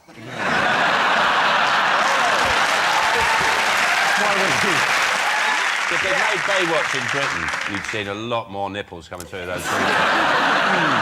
I haven't watched Britain's Got Talent this year until last night. I realized that the show is exactly the same as it was last year. They just go to, like, the hospital, and it's like One Flew Over the Cuckoo's Nest, and they give you, the people, medication, and they send them to Britain's Got Talent. And that's how you got the job? It should be called Britain's Got a Dog that can stand on two legs. It's just a dog. So we've not seen you dance, so I imagine it's something quite similar. If I dance, countries will go to war. Rachel, are you asking John to dance? Definitely. Go on then. Woman. That wasn't dancing, John. That looks like turbulence on a flight. And you're going back to your seats. Is that... Oh, sorry.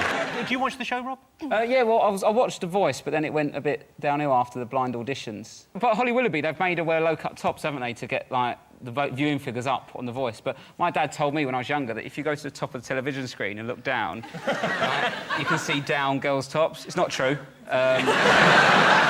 Justin, have you been watching Britain's Got Talent? I watched the one when you was on it, Hoff, because... Can I call you Hoff or the Hoff? Call me the. The. I like it every year where Simon Cowell or somebody with authority like you says, but will the Queen like it? And I've watched it for a number of years now, and I realise the Queen loves a bit of hip-hop street dance. I mean, if the judges were honest on that show, there wouldn't be a final, would there? They just go, well, let's just give up, you know. Butlins is brilliant at the moment because all the shit acts are on telly. You go to Bognor, you can see Ian McKellen doing Hamlet. Shall we have a look and see whether Britain's Got Talent is one of the most talked about things this week? Number 1. Yes, it's the final of Britain's Got Talent this Saturday. Right, fingers on buzzers, 2 more things to get. The coalition and, like, local elections and all that lot. Anything that gets relaunched is doomed. So they've relaunched the coalition this week, and the next thing is they'll rename it. It'll be like, it's not the coalition anymore. Now we are Democratas. Yeah, they've relaunched the coalition. Which is, you don't keep relaunching something. I mean, you can relaunch puke as street pizza, couldn't you? It doesn't mean anything. And you see, Cameron was in that tractor factory in Basildon, and the best thing about it was he was doing this speech, and they've stopped the production line, and there's all these fellas who work in the factory standing around watching them. You can see in their eyes they're thinking, this doesn't count as a tea break, does it? Well, I don't know who to vote for, because I'm like... I've got a working-class background, but my girlfriend's very middle-class. She used to be upper-class, but we're together now. You're dragging her down, boy. Her sister's got a boyfriend called Rupert. Rupert! I'm not having a go. It's a decent name, but I never thought I'd meet one. The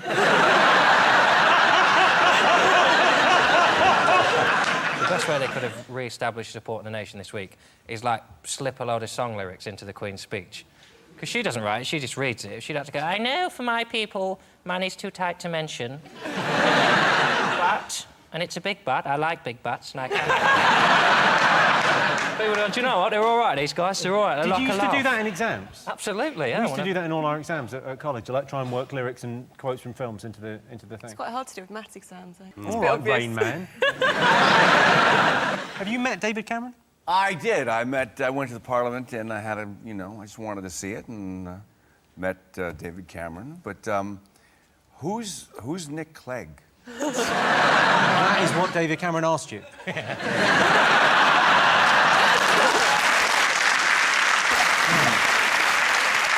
Right, let's see if it's up there. Yes, David Cameron and Nick Clegg relaunched the coalition this week. David Cameron attempted some political spin by claiming what you call austerity is what I might call efficiency. Sure, and what you call a government is what we might call a fucking shambles. OK, we've got one more thing to get. Fingers on buzzers. Go on, Sean. Is it the bomb, pants bomber? The guy who had put a bomb in his underpants and he had no metal in it, which is obviously very bad news because it means now when you go through security, you've got to take your belt and your shoes off. Next, you're going to have to go onto the plane with your pants in a cellophane bag. So this guy he was in fact a double agent, so they said, right, OK, you've got to go and blow up a plane, put these pants on and get on that plane, and then he went and gave the pants in. I don't... So the old thing, isn't there, say, suicide bombers, the idea is if they die in the process, they go to heaven and they get 72 virgins. If that's going to be happening, the last thing you're going to be blowing up is down there first, isn't it? My favourite fact about that is apparently it was supposed to be a mistranslation and it's not 72 virgins, it's 72 grapes. You'd be a bit fucked off, wouldn't you? You'd blow yourself up. Yeah. Let me check, you've got 72 Grapes. Grapes, wet grapes. And even virgins isn't great, is it? Give me one girl who knows what she's doing. David, what do you make of airport security? Do you mind it, or...? I'm very happy to wait in security and go through as long as, you know, they don't ask for an autograph or a picture. That isn't why the queue's are long, by the way. I'm very happy with the security everywhere I go because it makes it a lot safer if we have to wait in line. Some of your country people are not as fond of the airport security. Have a look at this. There's all these stalkers in people I've been reading now, going and getting jobs, especially in LAX and other areas, so they can grope you. Pedophilia off the charts with them, robbing people's bags, hitting on women. It's incredible. Who else wants to grab people's genitals all day? Who else wants to rub men and women's crotches? I mean, I don't care if it was Marilyn Monroe in her height of beauty, and I obviously would be attracted to a woman like that. I would be embarrassed and would not want to put my hands on her without her wanting it. I'm not a rapist. I'm not a molester. I'm not an abuser. I'm not a fondler. I don't go to parks to jump out and grab women.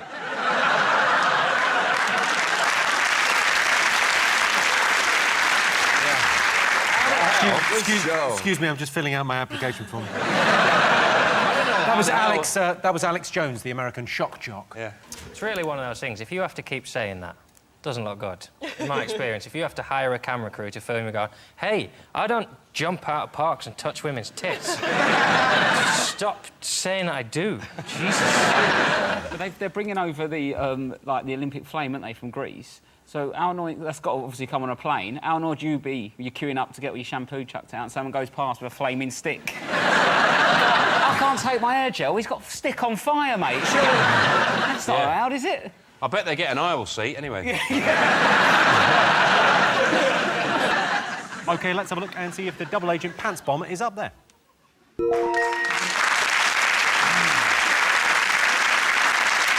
Yes, the USA have foiled a terrorist attempt to take down a plane with a bomb hidden inside a man's underwear. I don't know how the detonator on a pants bomb works, but I really hope you get to say, pull my finger. So at the end of the round, John, Rachel and Rob have 1 point. Sean, Justin and David have 2 points. Our next round is Pick of the Poll. Sean, Justin, David, what do you like the look of? Well, we've got a lovely picture of David there. I think we'll have to go for that, won't we? OK, you've chosen David Hasselhoff. David, you're in the new Piranha 3 Double D movie. What's the film about? Give us the pitch. It's about an hour and a half. And it's about piranhas that get into the pools and beautiful women, and David Hasselhoff not saving them because I'm not really a lifeguard, never have been one. And it's, I know. There's some talk of making a sequel, which I'm excited about. What would the sequel be called? Piranhas on a Plane. OK, here is your related question, OK? Most people think their own nightmares are scarier than horror films. True or false? I'm not in a horror film, but I'm in my nightmares. I don't care who dies in a horror film. I care if I die, and I think I'm in a... If someone's chasing me with a knife, I'm much more scared than I am if someone chases you with a knife. And I don't... I mean, I know that to be true, but what was your last nightmare about? I remember a very vivid nightmare when I was a child about me and my mum being trapped in a toilet while people were getting killed outside, but I'm not sure it's funny. That's quite Oedipal that you're trapped in a toilet with your mum and people are getting killed outside. Are the people getting killed outside your father? Are you fighting a snake that's coming out of the toilet trying to kill your mum? And your mum's welcoming the snake. You're going, get the snake off, mummy! That's free. I'm not even charging you for that. When you say that's free, you say that in the sense that, and now you're fixed, by the way. Yes. Rob, do you ever have nightmares?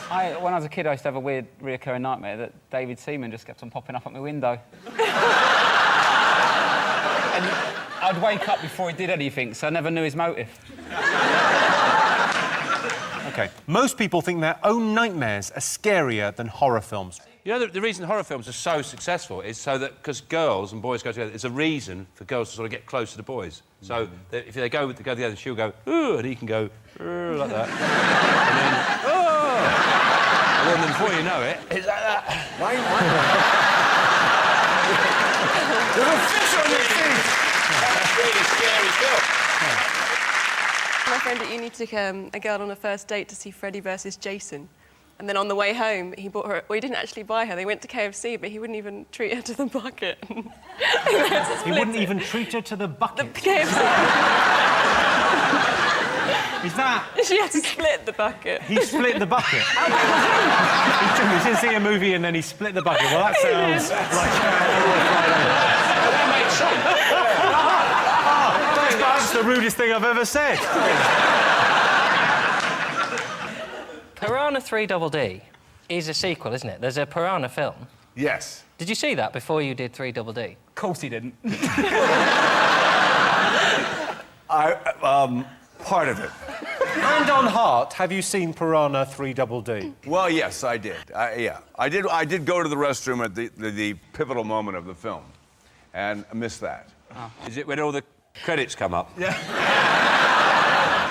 No, it has something to do with a piranha and a guy, and well, you can say most anything you want on these TV shows. So if I say Willie. Well, steady on, David, steady on.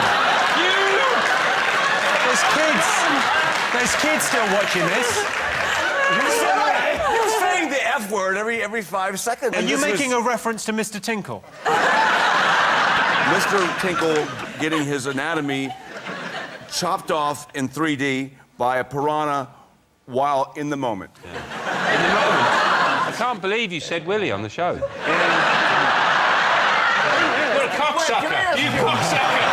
You come on our motherfucking show and you motherfucking use that word! Don't you have people... I mean, do you not have the name Willie over here? Is there a Willie in the audience? Oh,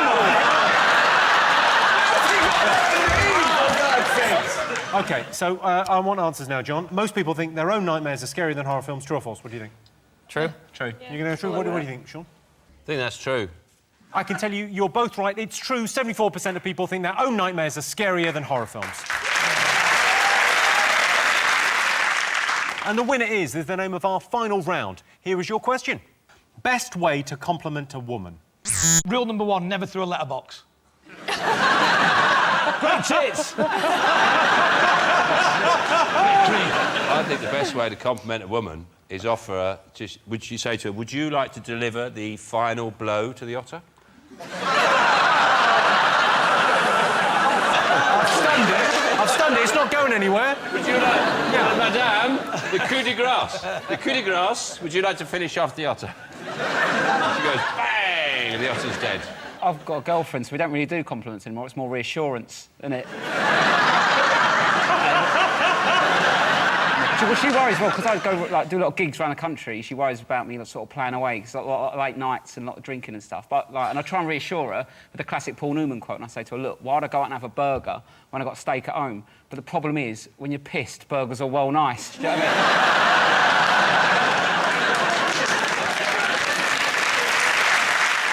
A very good way to compliment if you're in a long-term relationship is always wake up before your partner or your wife, right?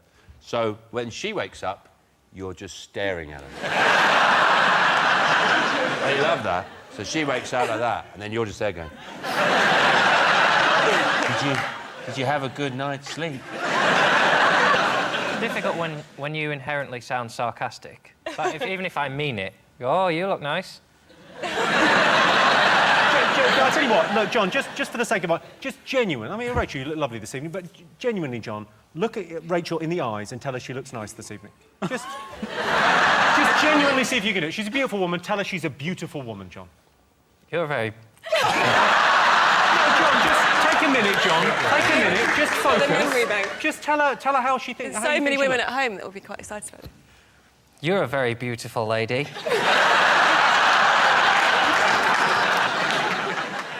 That's honestly, you're happy with that? That's the best you could... I mean, it's not the sort of arena I'd planned for it to happen in. Do you know what I mean? I'm a whiner, I'm a diner. I'm a fucking whiner, I'll say that. Why is there not a round on how to compliment a man? I got needs. Why don't you look me in the eye and tell me I'm amazing? Well, after I went to see your stand-up show, I cleaned my house a bit more. That's the most depressing compliment I've ever had. I came to see you do the thing you're good at, you know, then when you show off in front of the women. I went home and I tell you what, I scrubbed that skirting board. David, how do you compliment a woman? I would probably just say you look like you should have been on Baywatch. Oh. Even I'm melting.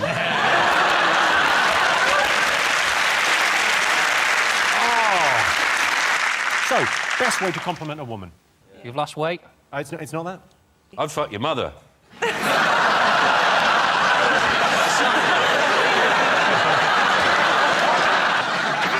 Tell her she's pretty. That's the right answer, yes. Yes, the best way to compliment a woman is to tell her she's beautiful. Well, that sound tells me it's the end of the round and the end of the show, which means the final scores are John, Rachel and Rob have 3 points. Sean, Justin and David Hasselhoff have 3 points. It's a draw. Everyone's a winner. Thanks to all our panellists, our wonderful studio audience, and to all of you for watching at home. If you want more, tune in to 8 Out of 10 Cats Uncut on Monday. That's it from us. Good night.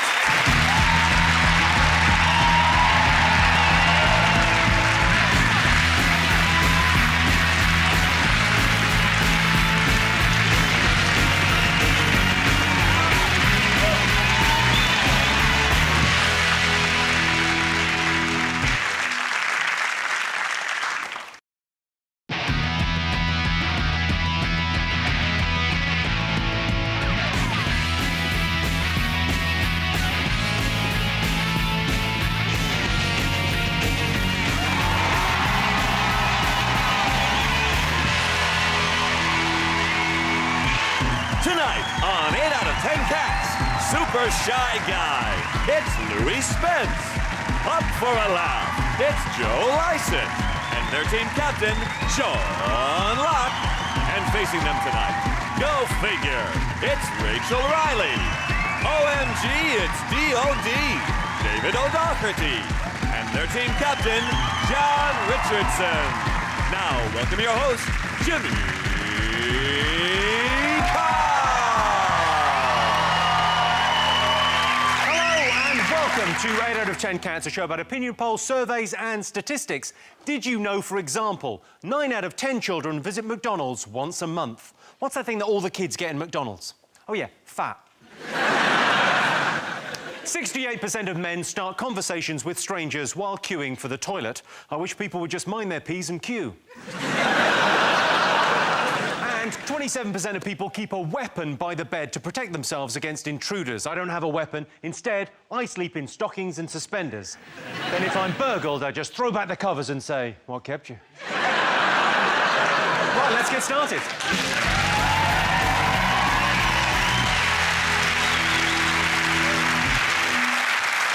What are you talking about? That's the name of our first round. It's our panellists' job to guess the British public's top 5 most popular talking points. Sean's team, what do you think the nation should be talking about over the last week? Well, What do you think? Well, there's that one big story that's been knocking about for a few weeks now. I think I might know the one you mean. It's the Jimmy Savel scandal. Oh. Particularly, that's been in front of virtually every newspaper. So you read the story about these horrendous things he's done. I mean, the stories now emerging of necrophilia. And you think, I remember hearing that story years ago, and you're thinking, when you're using necrophilia as a smokescreen, something must be wrong. How does a hospital, who the hell runs a hospital that lets someone, let him have a key to the mortuary, that's fine. Oh, he wants to go in the mortuary. No, he does a lot of stuff for the hospital. Let him have a key to the mortuary. I mean, I was disgusted. I've handed back my key. The spokesperson...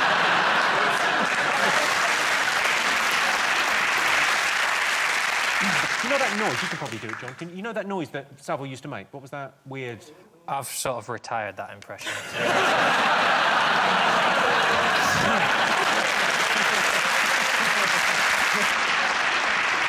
John Simpson this week said, it's the biggest scandal at the BBC for 50 years. But yeah, no shit. And the hideous thing is the number of people who knew about it and didn't do anything. Like, usually when something like this happens, people go, oh, well, you seem like such a lovely bloke. But when this happened, everyone went, oh, yeah, he's a sex-offending necromancer. I thought that went without saying. And now he's dead. He's never going to... People just aren't In this world, you live in the world of Miss Marple and Midsummer Murders, where a bad thing happens and then a bungling old biddy sorts it out at the end. People's brains just... I cannot cope with living in a world where people just go, oh, yeah, I did it for years, and now he's dead, so I got away with it. Well, it's grim, so let's not dwell on it, but let's see if it's one of the most talked about things over the last week. Yes. Yes, the Jimmy Savile paedophile scandal continues. Jimmy Savile was still working into his 80s. People used to call him a coffin dodger. Little did they know.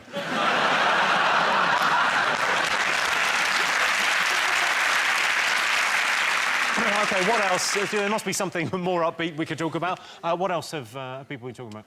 Another Bond movie? Yeah! Another one. You don't sound excited. Well, we've got Homeland now. We don't need Bond anymore. You've got Homeland, we don't need Bond? Yeah. Homeland's way better than the Bond What? movies. What are you saying? I don't know. I went to see one. I went to see Casino Royale because they build it as it's nothing like a Bond film. It's totally different. And it was just another Bond film. What was a Bond film? Yeah, I know. If your issue with a Bond film is it's just a Bond film. These ones, they go, it's darker and grittier. Oh. It'd be darker if he had to get Ryanair flights everywhere. Bond kneeling beside the check-in desk, stuffing underwear in his pockets.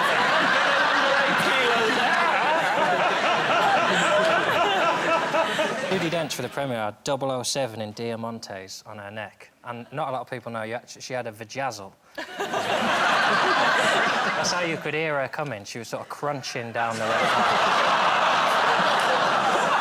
Well, thanks for putting that image in my head. Do you want to take a look at the adrenaline-filled trailer for the unashamedly stylish Bond? You want to have a look? Yeah, it does look good. 007 reporting for duty. Where the hell have you been? Enjoying death.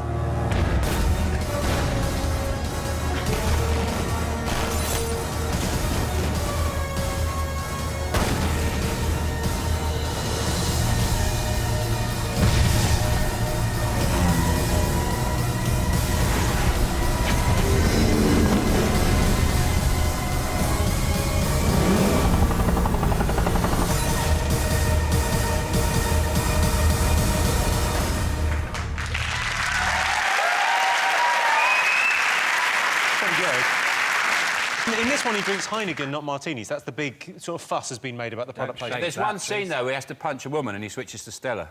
I've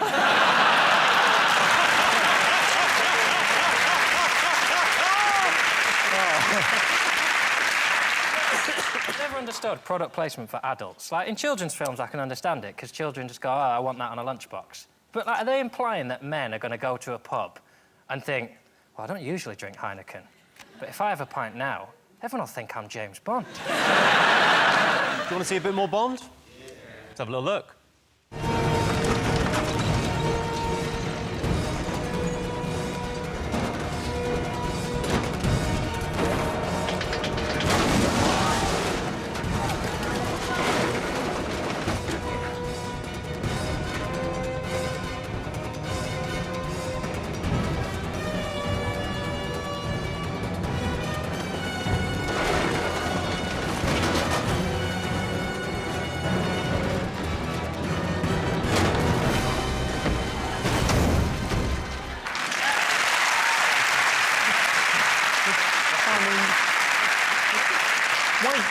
Wait for the next train. You know why? He had a cheap day return. He's like, shit, I can't miss that train. I'll have to pay more. Yeah, because when he lands on the train there at the end, he's like effortlessly cool, whereas you would have been a bit more. Oh, I would have spun and gone, I'm here! You would make an amazing Bond. I would, wouldn't I? Yeah. I could spin on the train and. My tip for a film: if you're making a film and you get a theme tune, get someone to sing the theme tune who can pronounce some of the words that are in the theme tune.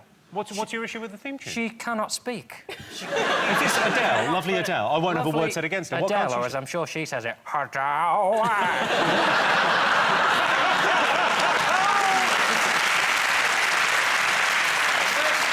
The first 3 times I heard it, I thought it was a song about scaffold.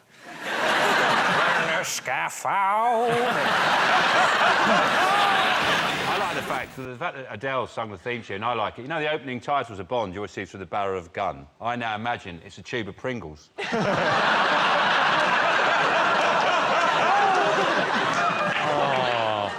Adele, if you're watching, put those down.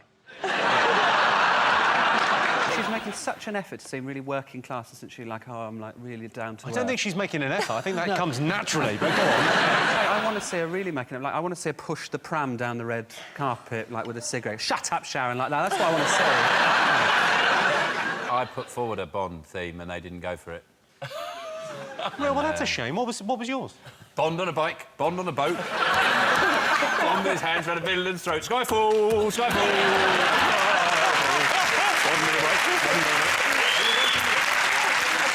Skyfall, Skyfall. Da da da da da. Hey!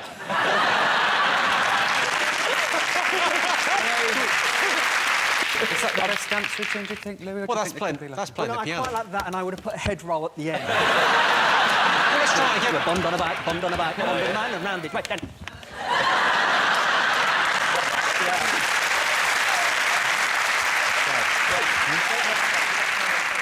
Well, so let's have a look and see if Bond is up there.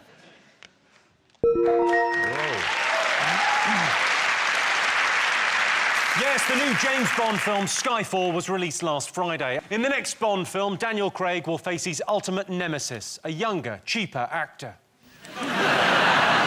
Sean's team, what do you think people have been talking about over the last week? Is it Strictly Come Dancing is back on our screens and lighting up Saturday night. A whole nation of people.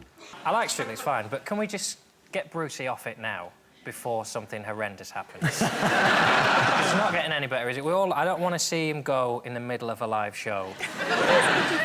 Exactly. Let's put him in a home somewhere. He's going to do the Children in Need special, that's fine. He'll come back for that. And now we finally know why Pudsey wears an eye patch, so he can't see half of what goes on at the BBC.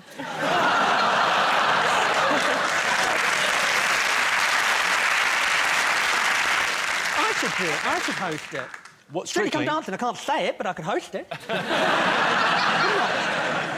How come you're not one of the judges? You'd make an excellent judge on that. Because they've already got their I would be an excellent judge, yeah, you're right. I would, I'd be fucking great. I'm on the ice, you know. You're on the ice? I do the ice. You can't judge ice and the dancing, here, Well, Jimmy. I could... How about have an exhauster man? I could do that. You couldn't judge the dancing and the icing. No, it would Yes, you'd be I can. empty. You'd have nothing left to give, Yes, I would. Louis. I've always got something to You give. couldn't judge what it takes from you to judge the people on the ice, how it sucks from your very marrow, and then to ask you to judge the dancing too. It's too much to ask of one man. I could do It's not it. right. No, you I can't. could, and I could It's do not Britain's Got fair Talent, to and I could do whatever push you you want. to those limits. You can push me where you want. Strictly, isn't it just for, like, old people to remember what they did on a Saturday night? Like, oh, we used to go dancing, isn't it? Like, when I'm old, it'd be Strictly come fighting outside the kebab shop, right? Would you ever consider going on it, Rachel? Would you? I imagine would they are, suck. don't they? I had my Would you?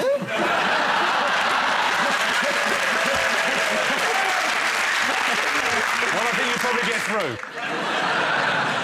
I did do 1 hour with a Strictly Come Dancing ex-pro before our wedding. Did you? What, you thought I'd treat myself before I met this No, my commitment? husband made me. It wasn't anything to do with Oh, me. to learn to dance. I'm sorry. I misunderstood that. David, do you watch Strictly Come Dancing? I am just missing the part of the brain that cares.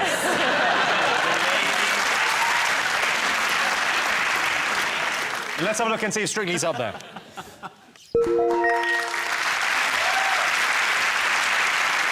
Yeah, Strictly Come Dancing is heating up. Lisa Riley blew everyone away last week. Well, she shouldn't have had that 3-bean casserole for lunch.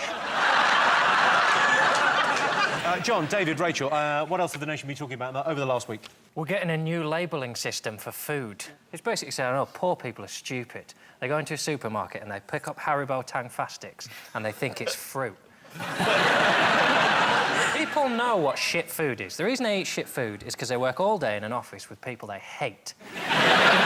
They're working in a job that they're told every day they're going to lose, and then they go back to a shitty flat that they can't afford to buy. And do you know what they think? I don't fancy couscous for tea. Do you know what I fancy? A mixing bowl full of Viennetta and chips that I eat with my fist.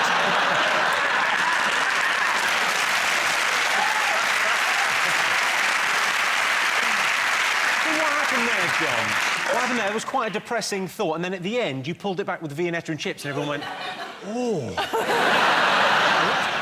Shit food is the only joy some people get. And it's cheap as well. People don't shop. They don't buy bad food. They buy bad food because it's cheaper.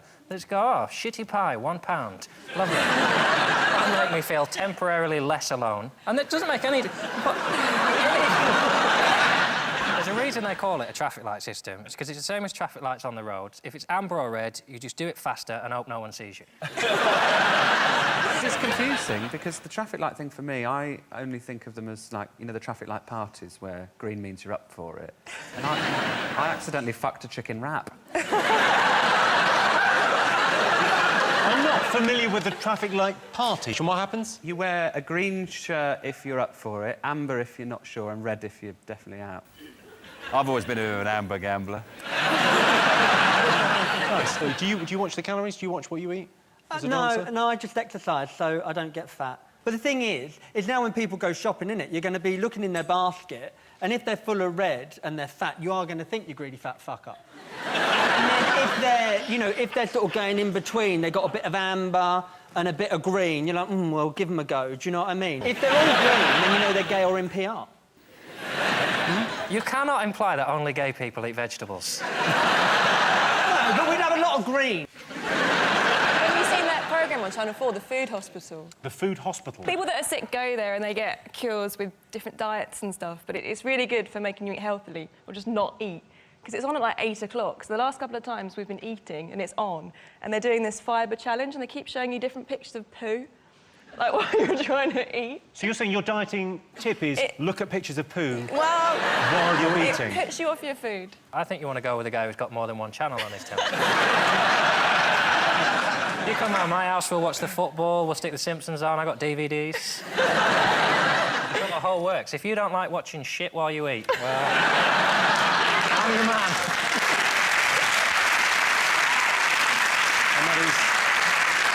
And that is the worst proposition that's ever been made. And that's not one of the most talked about things over the last week. But the government have announced a new food labelling system to promote healthy eating. Supermarket food is already labelled when it's high in fat, full of salt and has poor nutritional value. And those labels say Iceland. OK, fingers on buzzers, 2 more things still to get. What do you think, Sean? Britain is finally out of double-dip recession. The recession is over. It's out of recession. And boy, does that make me feel good. Yeah. It's one of those bits of news, you know, those bits of information you get, and you really think this doesn't really make any difference to people's everyday lives. It makes no difference. It's something that the press and the government are obsessed with. It really doesn't it? It's a bit like the pollen count. You know, you do the pollen count, you're thinking, why? Nobody makes a decision based on the pollen count. Nobody's ever gone, oh, we've cancelled the wedding. Well, it's going to be very high pollen count on that day. And we can't face it. We just can't do it.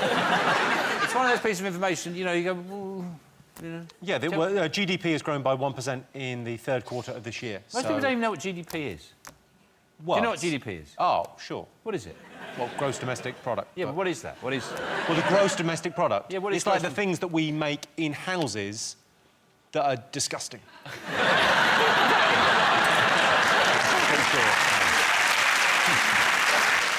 It is a coincidence, isn't it, that someone started paying tax again and the country's out of recession.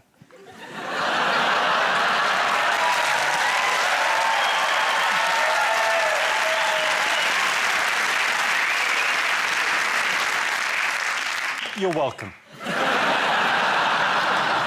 worst thing about the recession is I read this week, Argos is closing stores and they're going digital. No more Argos catalogues. What am I supposed to do in the toilet? There's no Argos catalogue to play the Argos game where you flick through and you go, treadmill. The joy for me with Argos was that it's like a shop, but much more like a bookies, in that you study the form and you're like, I'm going to take a punt on that. Turn on that piece, they go over to the big screen, you're like, come on, 167.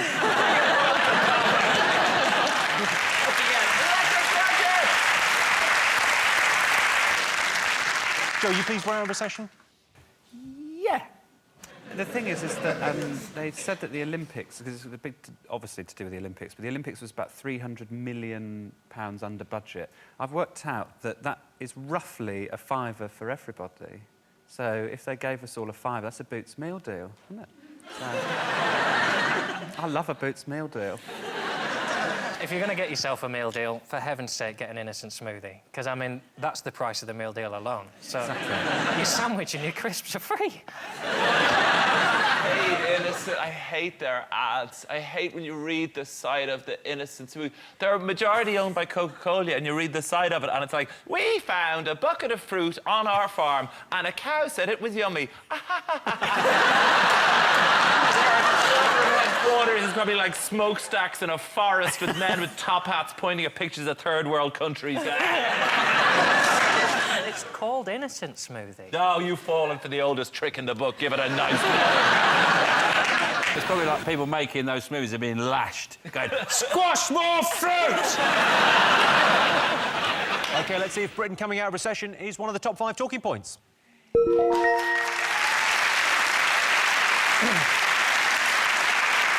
Yes, it's been revealed Britain's finally come out of the double-dip recession. To put this news into perspective, if the economy was your granddad, he's come out of his coma, but I wouldn't buy him a Christmas present just yet. OK, figures are buzzers. One more thing to get. What do you think, Sean? Is it the new iPad mini? They've released a new iPad that's not an iPhone, it's not an iPad, somewhere in between. An iPad mini, little iPad. It's like only 7 inches. Or something like that. What's the point? What do you mean, only 7 inches? I mean, you've got your phone and you've got your pad. Why do you want something just in between? Well, it's like brunch, isn't it? I really want one. They could release anything, and I really want to buy it. They could, like, release, like, I don't know, like the eye infection, and I want it. David, are you going to get one? I got an iPad, and the slogan should be like a shit computer. Because my computer does everything better than it. So the only possible use for an iPad then would be as a very luxurious chopping board. And then maybe you could have a comedy playing to counteract the onion crying. Everything would balance out. Either that, or maybe I'll get 6 of them and tile my hole with them. And then when I go to answer the front door, be like Michael Jackson and Billie Jean.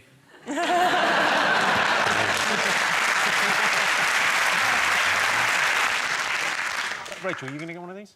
Well, I had this debate with my husband a little while ago, but I still don't see the point of that, because once you've got one size and the other size, then it doesn't do anything extra, does it? But I'd get his cast off, so whenever he buys the new one, I get the old one, so I might encourage him to get one. You get the old one once he's finished with it? Yeah. I'm quite happy You're with that. earning, aren't you? You can... You know, do I need another one of a different size, or do I want to buy a pair of shoes? It's a bit of a no-brainer. We're still talking about the iPad or your husband? Still if you need a smaller one, I'm willing to step in.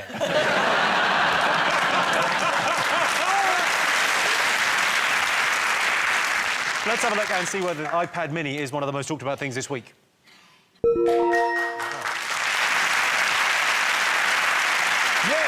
Yes, indeed. Apple have announced the release of the new iPad mini. Experts think the iPad mini will be the most popular gift this Christmas. So if you work in a Chinese sweatshop, that tea break might just have to wait.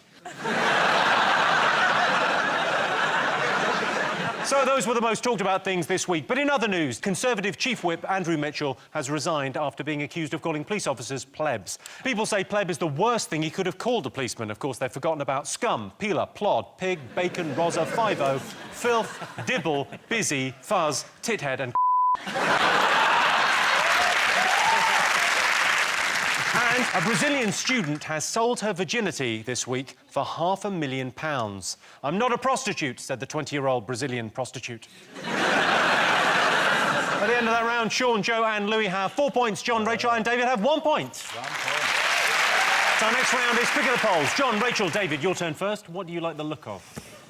Can we go for the pumpkin one? Pumpkin. OK, well, it's Halloween on Wednesday, so we asked our studio audience, are you looking forward to Halloween, yes or no? What do you think? Well, it's a Wednesday this year as well, so you can't even have a party, really. Why can't you have a party on Wednesday? You could, but it wouldn't be a very good one. You ain't never been to one of my Wednesday parties. You stay in and watch Crime Watch. Ooh, yeah.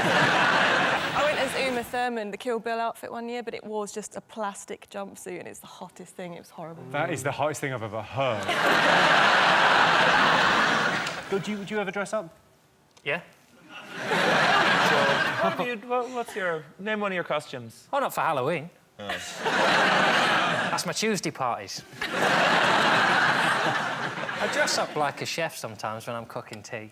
Because I've got my old chef's outfits. John's confusing sitting at home on his own with a dinner, with a party. That's what John thinks a party is, having some food and a drink. I'm interested in this when you dress up as a chef. I mean, is that just to cook your tea?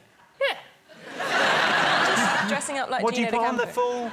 I've got the check pants and the white thing and the apron and a little hat. And sometimes I think, do you know what? I'm going to be in here all day.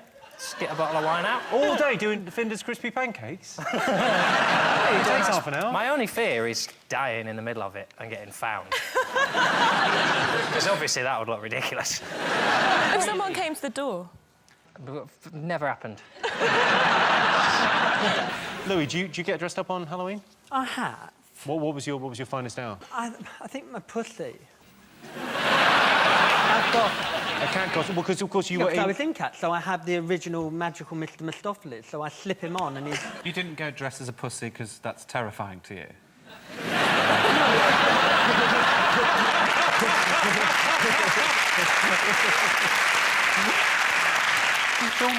I was very surprised by it. It sort of seemed to appear suddenly about 10 years ago, this excitement about Halloween. I grew up, there was no even mention of it. You know, it was just basically regular... There were satanic rituals that we go to, and well, satanic rituals and then animals and the youngest boy child of the village. We wouldn't call it Halloween in those days. They were very much about our Lord Satan and thanking him for a year of evil. But suddenly, thank you, brethren. I'll see you at the next lodge meeting. I'll be wearing the golden hooves. How do you deal with trick-or-treaters, then? Do people come to your... Do they not come and knock on the door? They and do get a come and knock cheery, on the lovely door. face? Yeah, give them sweets, yeah. Give them sweets. The weird thing is, you have a bowl of sweets and some kids just go... and that's when you have to show them bad, Sean. I like it now that, because you get cream eggs and then they start calling them scream eggs. That means it's time for Halloween. But there's no other ones you can do. I've written to all the chocolate companies. The only one I've come up with is Boost. I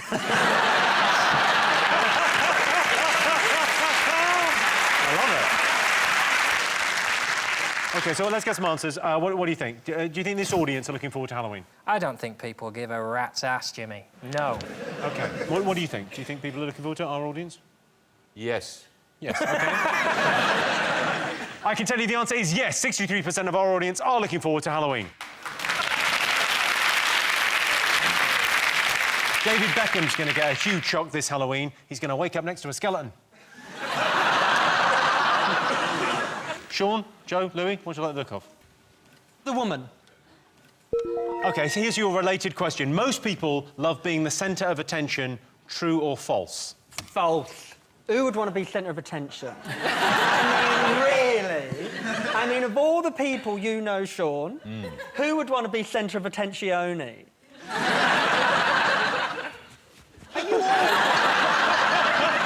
Sit still, Louis. I don't mean to draw attention to myself or anything. I mean, really! I like to be centre of attention or anything. OK.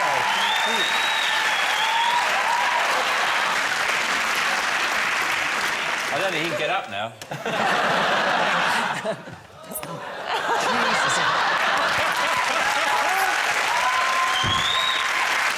Luckily, I've got early onset Alzheimer's. What was the question, Jimmy? Most people love being the centre of attention. True or false? I think most people don't like it, do they? Most people don't like it. That's why they've got pricks like us to take that space. We'd obviously like to be the centre of attention. Sure. That's why we're sitting here with the lights on us. We're mic'd up. I've got my special shirt on. Jimmy's lost all that fat round his throat. He's got a big fat throat. What about you, Joe? Do you enjoy the limelight? Yes and no, because there's good attention and bad attention, isn't there? But I was going into Lidl, I love Lidl, and this old lady came out with her husband, and she looked at me for like about 10 seconds, which was a bit too long. And then, so I was like, oh, I'm being recognised. And then after 10 seconds, she turned to her husband and went, we forgot to buy faggots.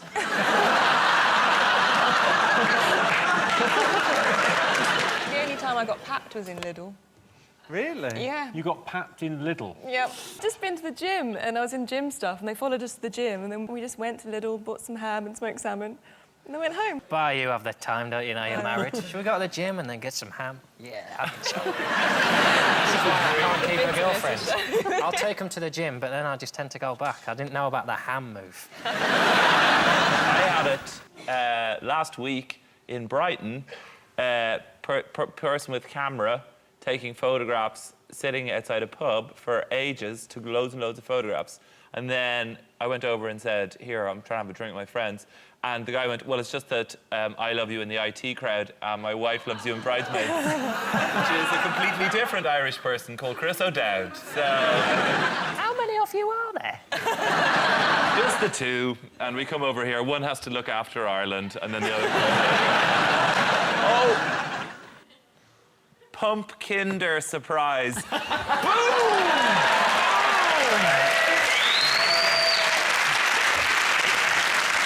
What do you think, John? Do you like being the centre of attention? I like to be the centre of attention. That is different. Go to people's house parties and just spread shit. Get the woman on her own in the kitchen and she goes, I've been talking to Mark, he says it's not going very well. I think you should go and have a word with him about it in front of everyone. Down the wine first, finish your wine, love, then get in there and have it out. That sort of thing I like, just standing back going, I did this, all this. We'll get some answers on this. Most people love being the centre of attention. True or false? What are you going to go for? I'd say no, false. You say false. What are you guys going to go with? False. You're going false? Well, I can tell you the answer is false. Only 26% of people love being the centre of attention. Both go right. Personally, I find it annoying when people always want to be the centre of attention. Oh, look at me. Oh, I'm bleeding. Oh, call an ambulance. Can we not just talk about me for a bit? If you really do crave being the centre of attention, I can recommend a very good accountant.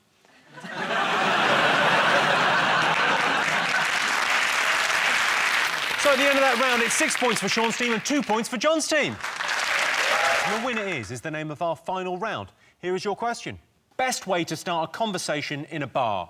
Is that a gun in your pocket, or is your penis shaped like a gun?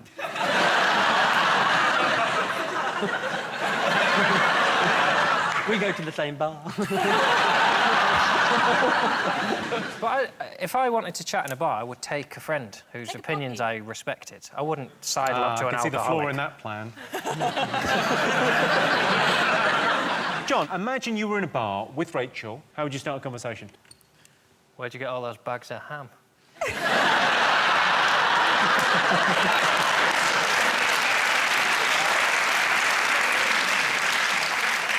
I can't believe we're finally talking. I've been following you for fucking years. What are you doing there, out of interest? Just driving an old-fashioned tram. Forklift. John's in a forklift.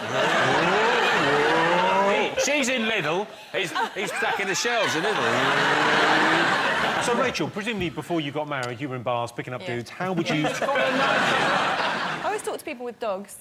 Because if you want to cuddle the dog, you generally have to ask, don't you? It's amazing how much people will talk to you if you throw beer in a dog's face. If you just throw a pint of beer in a dog's face, people start talking to you. First they say, what's it doing? And then you say conversation starter. Yeah. Fancy the chat. And they say, fancy the chat. And I think there's something wrong with the taps in here. Barman, you need to change the barrel. And then you're off, everybody's chatting. Shall we call the police? Shall we get help?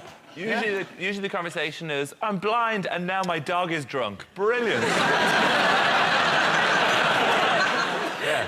If you're talking about something and you say, you mention, like, their mother and they go, my mother's dead, you go, oh, just... beer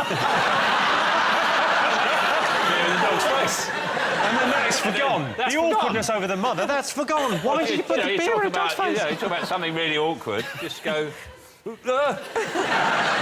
Or you just... I lie, I tell lies. I'll go at someone and go, I wrote the Birdie song. Not all of it. I didn't write all of it. I got stuck on diddle-diddle. I got this guy in, this top songwriter in. He used to work with all the greats, and he came up with a do bit. Right, I gave him 40%. And then, within a minute, everyone's chatting, and you get bored, you throw a beer in a dog's face. OK, best way to start a conversation in a bar? You buy them a drink. Well, offer to buy a drink is number 2. What are the other things Are you people on say? your own? What's number 5? OK, so... Tell me number 5, Jimmy! Ask to borrow a lighter. Good way to start a conversation. Can I borrow your lighter? Yeah, not like that, Sean. Well, there's loud music playing in the pub. I have to shout. Bloody loud music in here. Can I borrow your lighter? I said lighter, you stupid prick!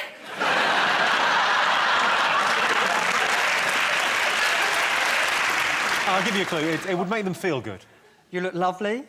That is the right answer. Well, yes, the best way to start a conversation in a bar is to pay someone a compliment. Also on the list is buy a bottle of champagne, which for viewers in Scotland is a kind of sparkling wine made from grapes. They're a type of fruit.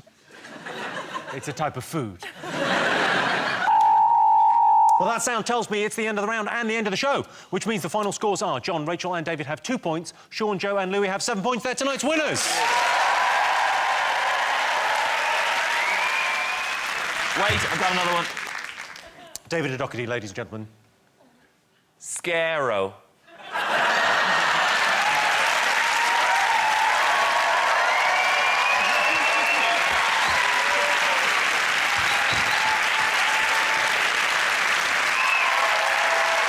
Thanks to all our panellists, our wonderful studio audience, and to all of you for watching at home. That's it from us. Good night.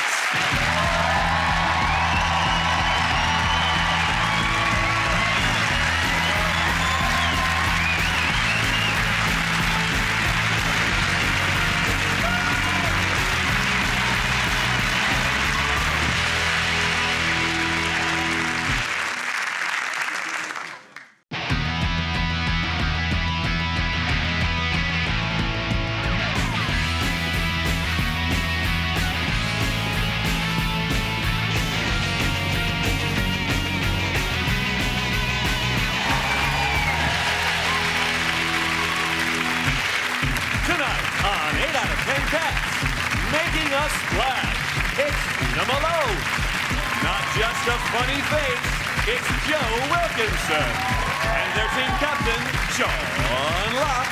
And facing them tonight, Blimey O'Reilly. It's Rachel Riley. Stand-up guy, it's Chris Ramsey. And their team captain, John Richardson. Now, I'm your host, Jimmy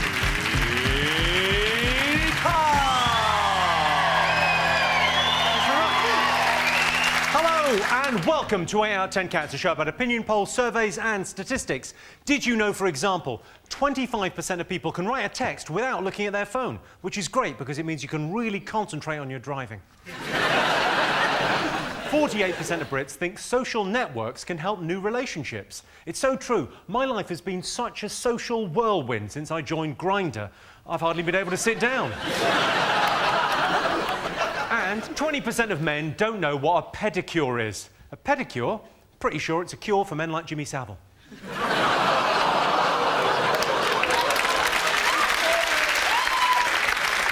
Right, let's get started.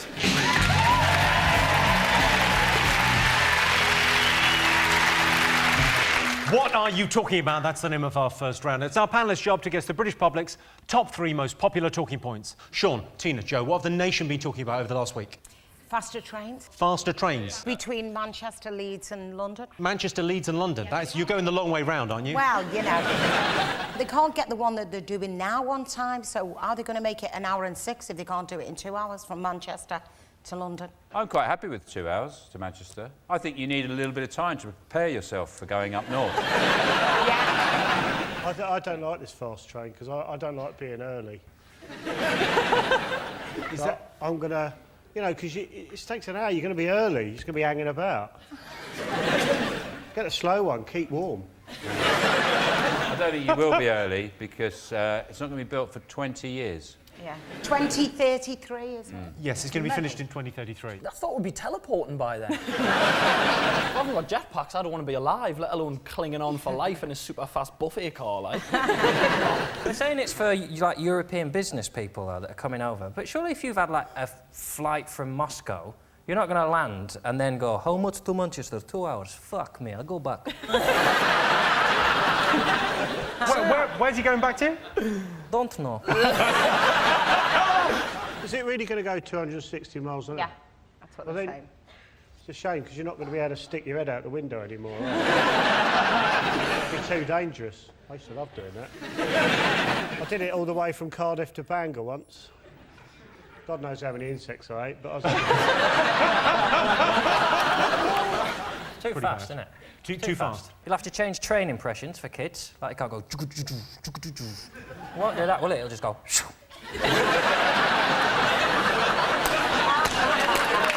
That won't be as good. It wasn't that long ago that they binned Concorde, which was really quick getting to the States because it cost too much money. But now they've decided to spend 30 billion just to go to Manchester. Are you saying we should get Concords to Manchester? We could... Because I'm in. 30 billion, yeah. Well, for that kind of money, I mean, there's other things we could spend that money on, aren't there? I mean, it's a huge amount. Yeah, we could have a free bar on the train for 20 years. Instead of building a train line, why don't they have that thing in supermarkets where they send the money down a tube? That thing where the money pops up in a tube. That's so quick. Why don't they just build one of those? Those things in supermarkets, those things, they come up in a tube and it's like a plastic thing and they open it and they put all the money in and then it goes doof, and then it appears somewhere else. So they put the money in, they screw it, and then they pop in a tube, poof, it's gone. Literally seconds, and then you can hear somebody in the distance going, oh. Why not a massive one of those? Shoot people out of cannons. I don't think that's practical, Joe. Not all right, not one then, 3. 3 cannons. One to Totten, then change, get another cannon. Leeds, there's like a 20-minute wait there. And then get another cannon. And then another cannon there. I could see that if there's a problem, like a cannon replacement service. Yeah. No idea. OK, let's see if the new high-speed rail line is one of the most talked about things this week. Yes, the most talked about thing. The government have unveiled plans for a new high-speed rail line. It said it will cost £32.7 billion, or £35 billion if you get a return. John, Rachel, Chris, what else will the nation be talking about this week? Super Mario's off. Super Mario's off. Stinks. So this is Mario Balotelli, and he's... Go on, tell me the story. He's off. He was a troublemaker at City. He had a bit of a ruck with Mancini a little while ago, and he's off to AC Milan. I don't think he's that bad, really. I think the rest of the footballers are weird. I don't think he's the weirdo. If you're a 22-year-old millionaire, why aren't they all acting like him? Let's be honest, he's the normal one. The rest of them going, oh, yeah, it was good, yeah, bought a new pencil case today, I'm excited. That's what I'd be doing. I'd be going mental. I'd have a cape. I'd wear a cape constantly. Everything. I'd go crazy. You can afford a cape. Yeah, but I can't pull it off. Why do you think that capes are incredibly expensive? I mean, you're on telly quite a lot, Chris. You can get a cape. I'll buy you a cape. That's why I came. He does some strange things. Mario's mum once sent him to John Lewis to pick up an ironing board. He came back with a scale electric, a quad bike and a trampoline. He's like Tom Hanks in Big. He's amazing. This is great. Days after signing to City, Balotelli crashed his car on the way to training, and when the police asked him why he had £5,000 in cash on him, he replied, because I am rich.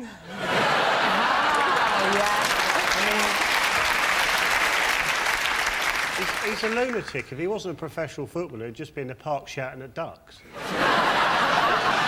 It'd be nice for you to have some company.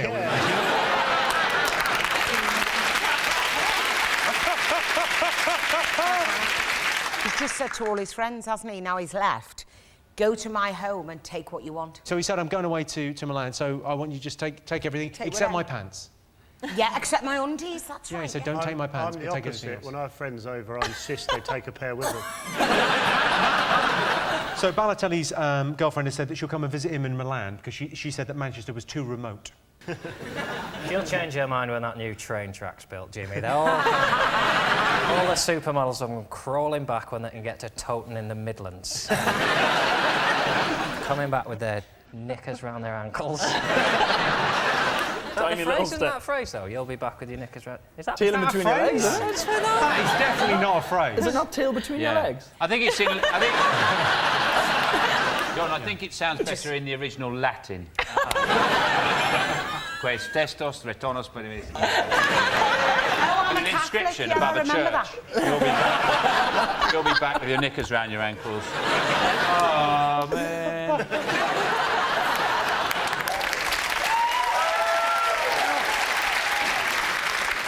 It's exciting, though, isn't it, football? Transfer deadline day. Because it happens in comedy as well. I got a last-minute bid from Loose Women today, but failed the medical.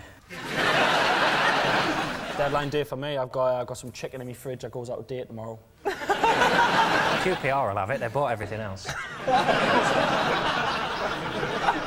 Oh, it's a real one for the aficionados. Well done there. That is men who've been clicking refresh on BBC Sport all day that got that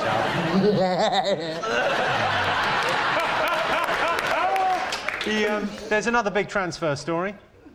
Beckham. He's not going to Arsenal. Let's list the clubs he's not going to. He's not going to Preston. Is he not going to Preston? I know where he's going. Well, would you know where's he going? He's going to Paris. Yes. The incredible thing about this, so David Beckham has signed for Paris Saint-Germain, and he's donating his entire £150,000 a week salary to a children's charity. Wanker.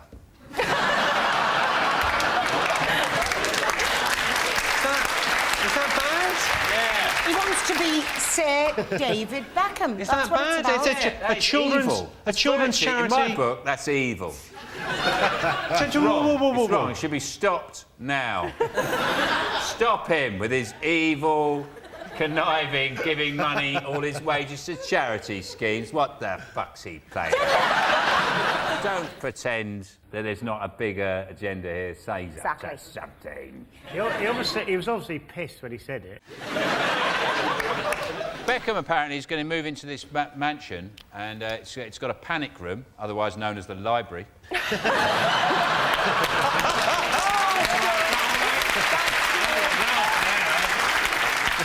Should we have a look and see whether the transfer window is one of the most talked about things this week? Yep.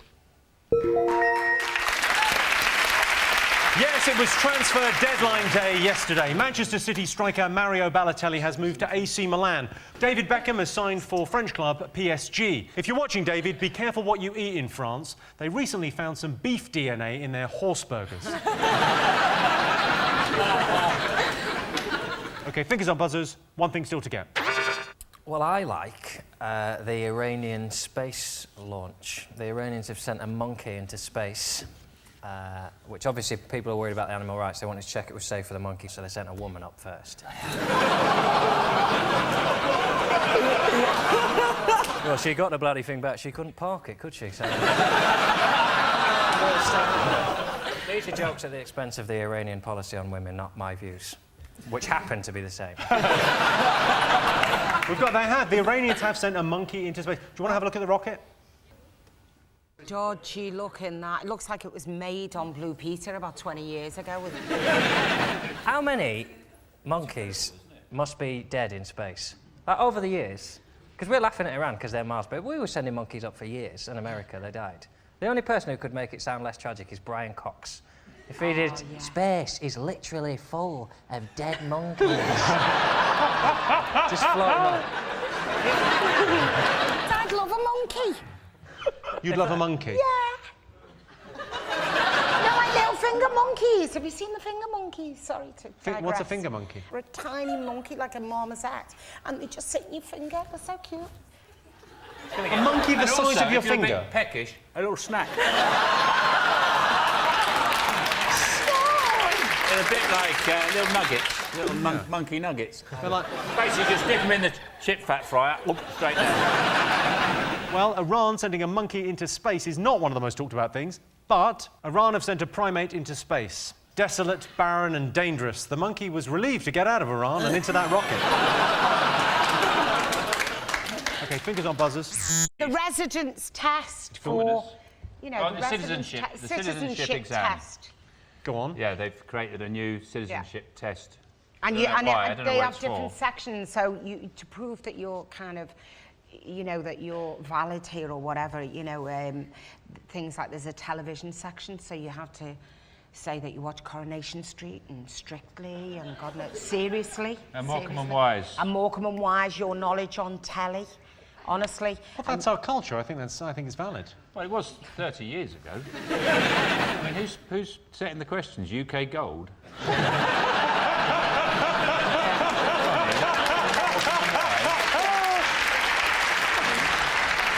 OK, so I've got some questions here from the test. Which landmark is a prehistoric monument which still stands in the English county of Wiltshire? Anne Widdecombe. Near enough, Stonehenge. Who is the patron saint of Scotland? Aye. Who is the patron saint of Scotland? Good old who? Aye. Who? Well, they've got questions specifically for people coming from Eastern Europe. Why is this tap dripping?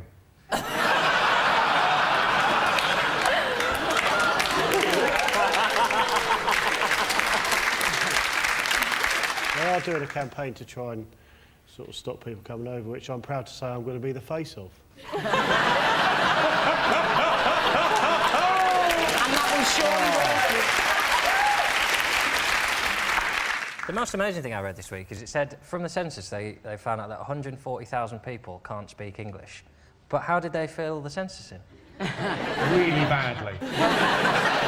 It was saying that our second language now in this country is Polish. Yeah, no, they said that in the paper, but the Daily Mail wrote this massive thing going, our second language is now Polish, like they're angry about it. Our second language is always going to be a foreign language, Daily Mail. When you're talking about the Daily Mail.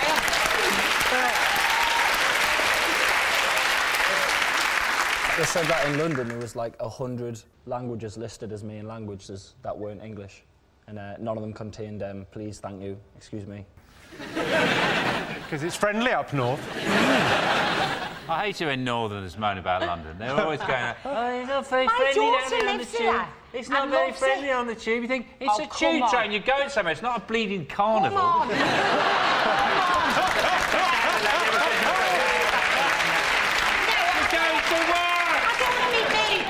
Or Dick Van Dyke, but you want someone to give you a smile, don't you? I totally agree with Sean. I don't want people talking to us on public transport. The tube is the way it should be in London. The tube just mimics London life perfectly. Just get on, look at the floor, go home, wait to die. That's how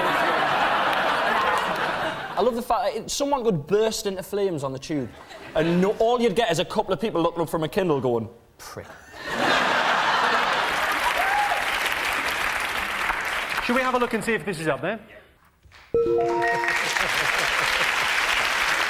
Yes, the government is to introduce a new citizenship test. Personally, I think if you've got the stamina, determination and willpower to hang on to the underside of a lorry for 18 hours, fuck the test, welcome to Britain. So at the end of that round, Sean, Joe and Tina have 2 points. John, Rachel and Chris have 1. So our next round is pick of the polls. Sean, Tina, Joe, pick a question. The bored-looking lady. OK, here's your related question. Most people secretly want to do another job, true or false? I'd say 99.9% of people would like to change their job. I would. What do you think your true calling is? What's your true calling? I'd love to be a tax inspector. I've never...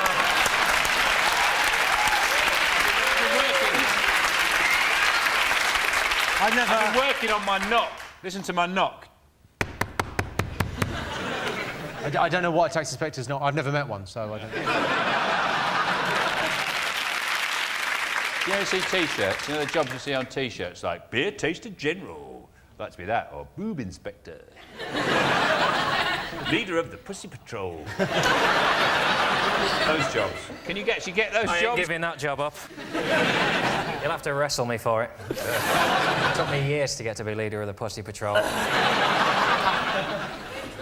And if you've got a missing cat, you can contact me.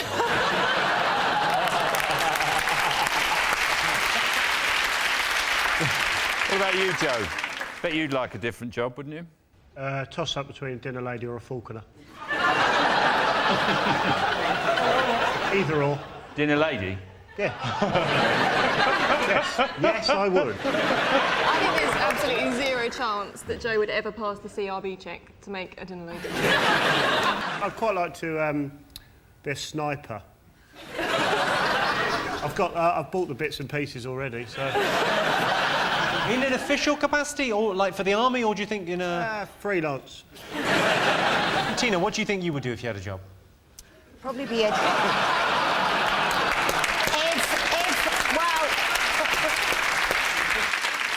I'd like to be a diving instructor.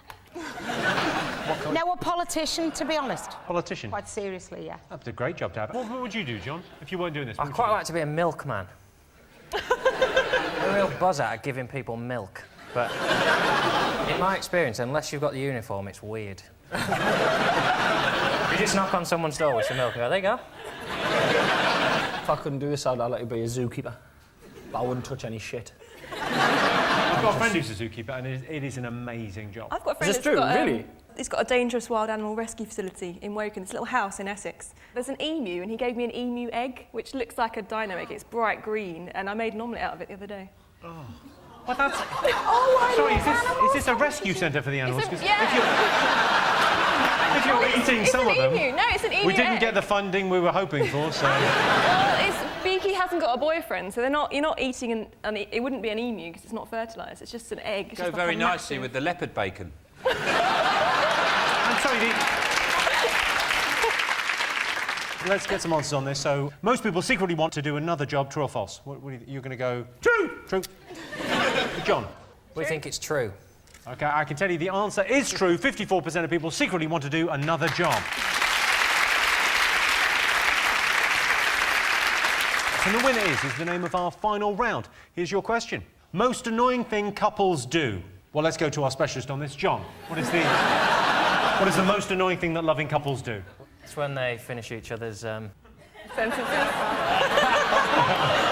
What pisses me off about my male friends is they...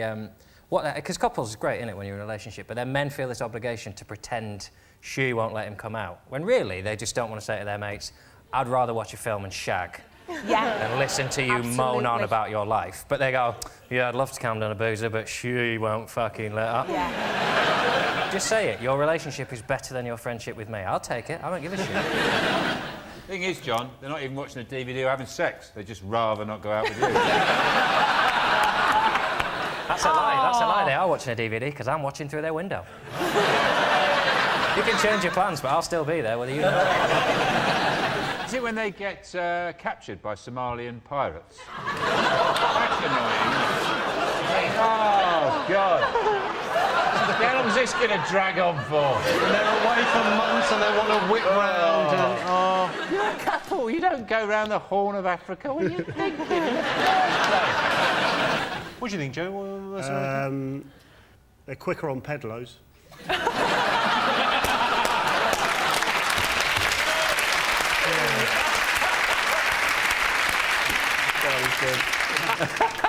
Well, what do you think, Tina? Most annoying thing couples do?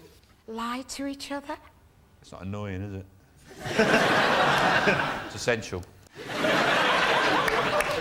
So you're newly married, right? You've been married less than a year. Yep. Do you ever get the sense you're annoying other people? When you go out to dinner in a restaurant, do you talk to each other? Yeah. that When we annoys go me. out as a couple, though, he can't get a word in edgeways. He's quite quiet. I'm like that with my husband. Oh. He can't get a word in. He's in the hotel at the moment, hungover. He's in the hotel hungover? Yeah, it was my birthday yesterday. Right. And he drank through that, did he?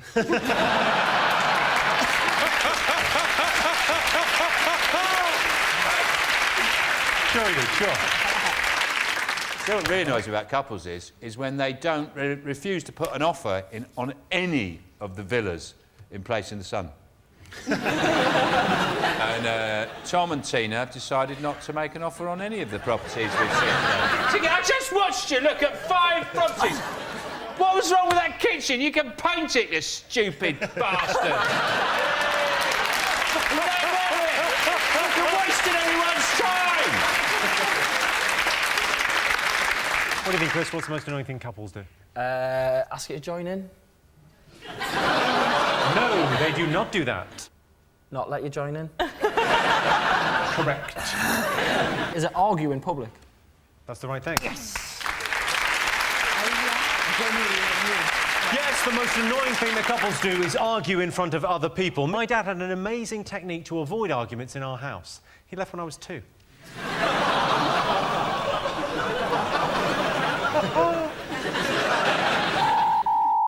Well, that sound tells me it's the end of the round and the end of the show. And I can tell you it's a draw. Everyone's a winner.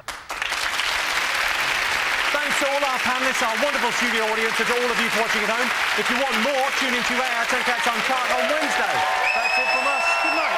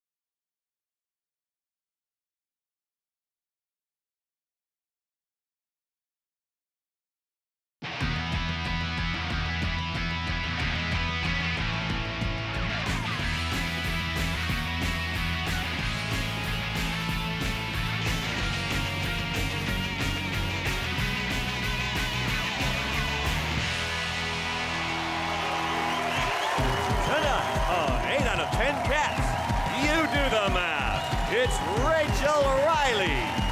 Wham Bam Thank You Jam. It's Jamali Maddox. And their team captain, Rob Beckett. And facing them tonight, straight out of Successville, it's Tom Davis. Hey, Sarah Sarah, it's Sarah Pasco. And their team captain, Ashley Mead. Now, welcome your host, Jimmy Carr.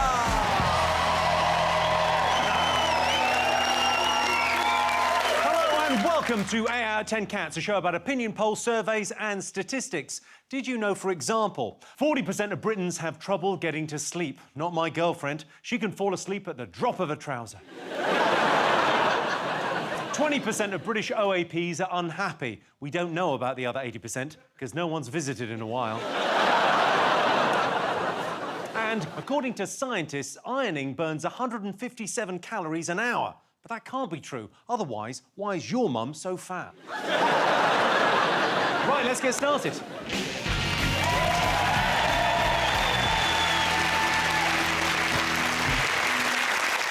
What are you talking about? That's the name of our first round. It's our panelist's job to guess the British public's top 3 most popular talking points. Ashling's team, what do you think the nation have been talking about? Well, I'd say it's our dear old pal in America, Lord Trump, the evil. He has fired James Comey, who's the head of the FBI, for investigating Trump into what was some probably dodgy dealings with Russia. And so now he's fired him in quite a dramatic way. And I'd say even Kim Jong-un's a bit like, come on, mate, this is a bit bad. The guy found out on the news. Like, he found out on the news. He's the head of the FBI. Like a spy. Yeah. He also thought it was a prank. But I actually like the idea that it would have been a prank. And Trump would have just phoned him an hour later going, I think Trump misses The Apprentice and just wants to fire someone on telly again. Yeah. He wrote this really weird letter that said, it's definitely nothing to do with Russia, and thank you for not investigating me. I'm not being investigated, you're fired. Nothing to do with that, have fun. He's basically doing the political equivalent of like, hey guys, look over there. So whatever country, it's always Russia, isn't it? That Putin's a right nosy bastard, isn't he? If he was your next door neighbour, he'd be popping his head over the fence, wouldn't he? If you live next door to Putin, he's like, oh, got a new barbecue, have you? Yeah. You can see it 'cause you're standing on yours looking at my new one. What do you think, Jamali? Do you know, it's just since the controversy came out, and it's like they asked Edward Snowden's opinion, and it's just like they're always asking Edward Snowden's opinion. It's like, okay, we get it, Edward's got an opinion, but it's like they ask him about everything. It's like next thing be like, so what do you think of Kim Kardashian? Like, it doesn't matter what you think anymore. That said, what do you think? Yeah, what do you think? I asked what you thought, and you went, I don't care what Edward Snowden thinks. Yeah! There's a reason I haven't booked him on the show. I've got you here, I care what you think. What do you think? It's not passing the buck. I'm sorry, it's just Edward Snowden, because you know, everyone, like... Stop no one gives him shit, and he deserves to be given some shit sometimes. So, Sarah, what do you make of Donald Trump? Do you know what? I don't like him. They said to him, oh, look, we've read all through Hillary Clinton's emails and there's nothing there that breaks the law. And he was like, nope, you didn't have time to read them. No one's reading them all, are they? It's too many, innit? I can't get through mine. I'm having a row with Caroline from Hungry House at the moment.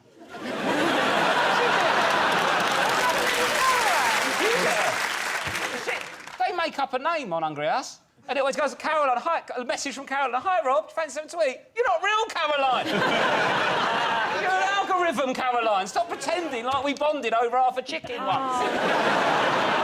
I feel sorry for James Comey, though, because how can he get another job now as a spy, now that he's famous? Which also brings me to, why is James Bond known as a great spy? Hello, I'm Bond, James Bond. Oh, God, I'm not supposed to tell me people. I think they keep changing his face, though, don't they, with actors? That's true. Does help. That's why. You in the running for Bond? No. You'd make an amazing Bond. I don't. I look like someone tried to make Daniel Craig and I turned out. Should we put it in the microwave? Oh, no. What's happened? Another martini, anyway. I'm dying here. I'd be an awful spy on the basis that everyone would see me coming. I literally wouldn't be able to hide, would I?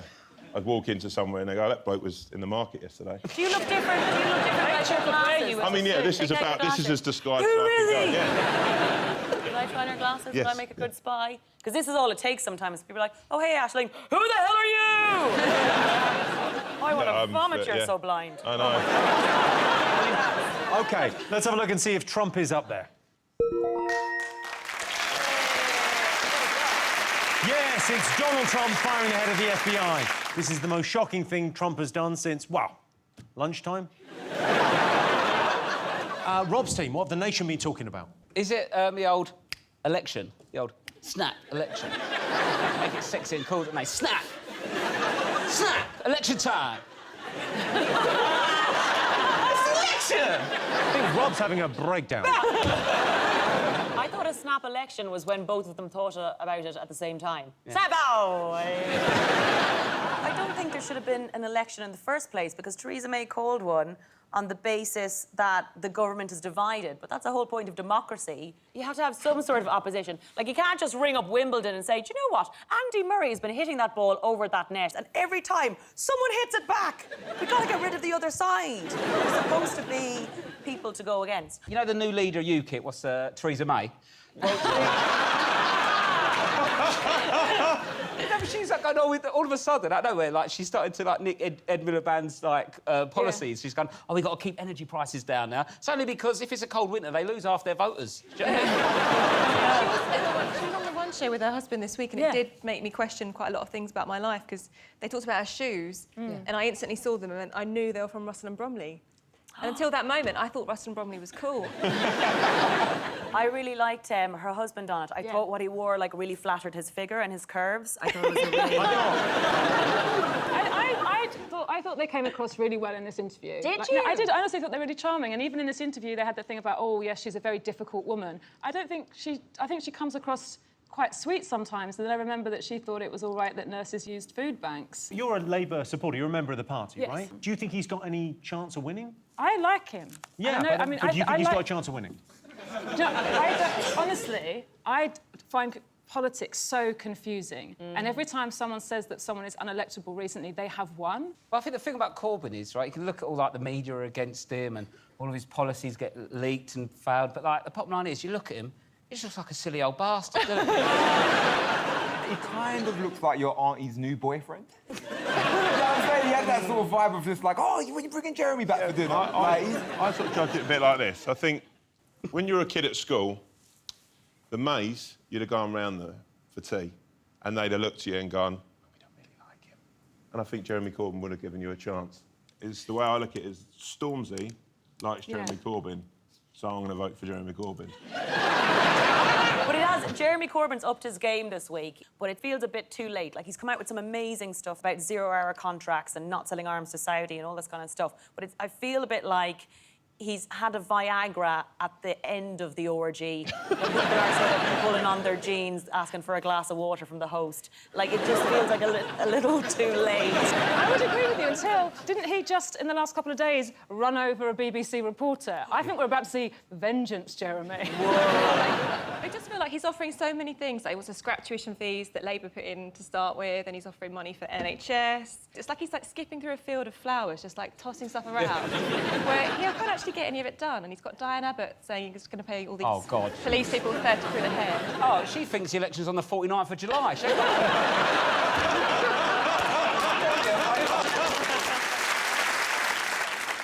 OK, well, let's have a look and see if the general election is up there. Yes, the general election campaign. The Tories have pledged to cut migration, presumably by making the country so shit no one wants to come here. I know he's got his critics, but I think Corbyn is the man for the job, as long as that job is running an organic hummus stall at an artisanal food fair.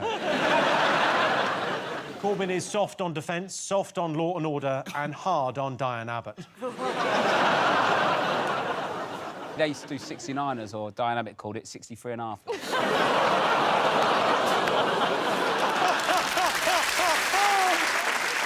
Fingers on buzzers. What else do the nation be talking about? The Russians are invading Britain's Got Talent. Yes, so this is a Russian contortionist act, caused controversy when they arrived on Britain's Got Talent. Yeah, I could do that. No, I couldn't. But I feel like we could, like, Sarah, just let me under there for a second. All right, then. I feel like it's easy enough to, like, pretend you can, like... and then... I think that's what's going on there. They just cut around it. Yeah. Your shoe was so red and, like, beaky. It looked like something for the Muppets that we had a Muppet. Oh, hello, old friend. How are you? All right, OK, then, bye. So Ireland's got no talent. I tell you who's got the most talent on Britain's Got Talent. Go on. Amanda Holden's agent. She does nothing else. What's the last thing she did apart from that? Les Dennis?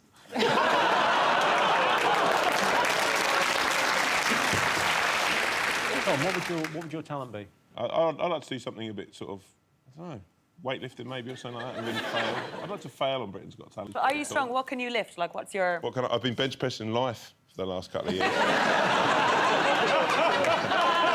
actually find that more impressive. Jamali, what would your talent be? I beat the world record of how long I could spin a pillow on my finger. Right? And I did it, and I applied, and I was like, yo, I can do this better. And they messaged me back saying, like, yeah, but we don't want to accept it. You can spin it? I can spin it. So just say, I don't have any talent. Oh, it's got a cushion? Whoa! I'll get this. Would that be okay? I could maybe do it with this. Let me see how light it is. Okay. What's the Is point it of too that? light? It's off the skin. Yeah, Is it too light? It would have. Actually, no, it's too light.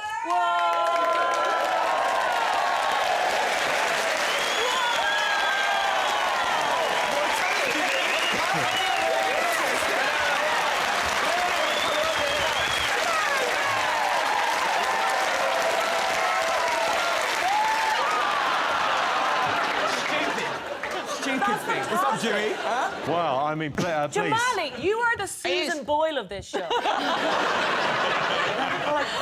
Jim said it was no talent. Come on, big bollocks.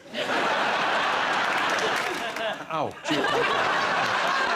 How tough could this possibly be? Oh, yeah. Oh, no, that is... That is pretty tricky. OK. I can tell you Britain's Got Talent is not one of the most talked about things, but the four-piece Russian contortionist act managed to get 4 thumbs up. Well, that is what I call a finale. That's it for part 1. See you after the break.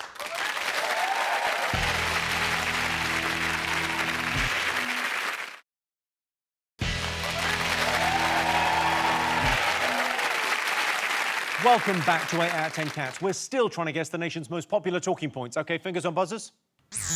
OK, what do you think? Cheese. There is a story about cheese. What's the story about cheese? I like cheese. And yeah, that's it. News just in. Apparently healthy. So they're saying that cheese, milk and yoghurt do not increase the risk of health problems. Yeah, good. Pretty good for you, don't it? Jamali, do you eat a lot of cheese, mate? No, yeah, like, I do eat too much. It's great news for the cheese industry. They're dancing on the streets of Cathedral City.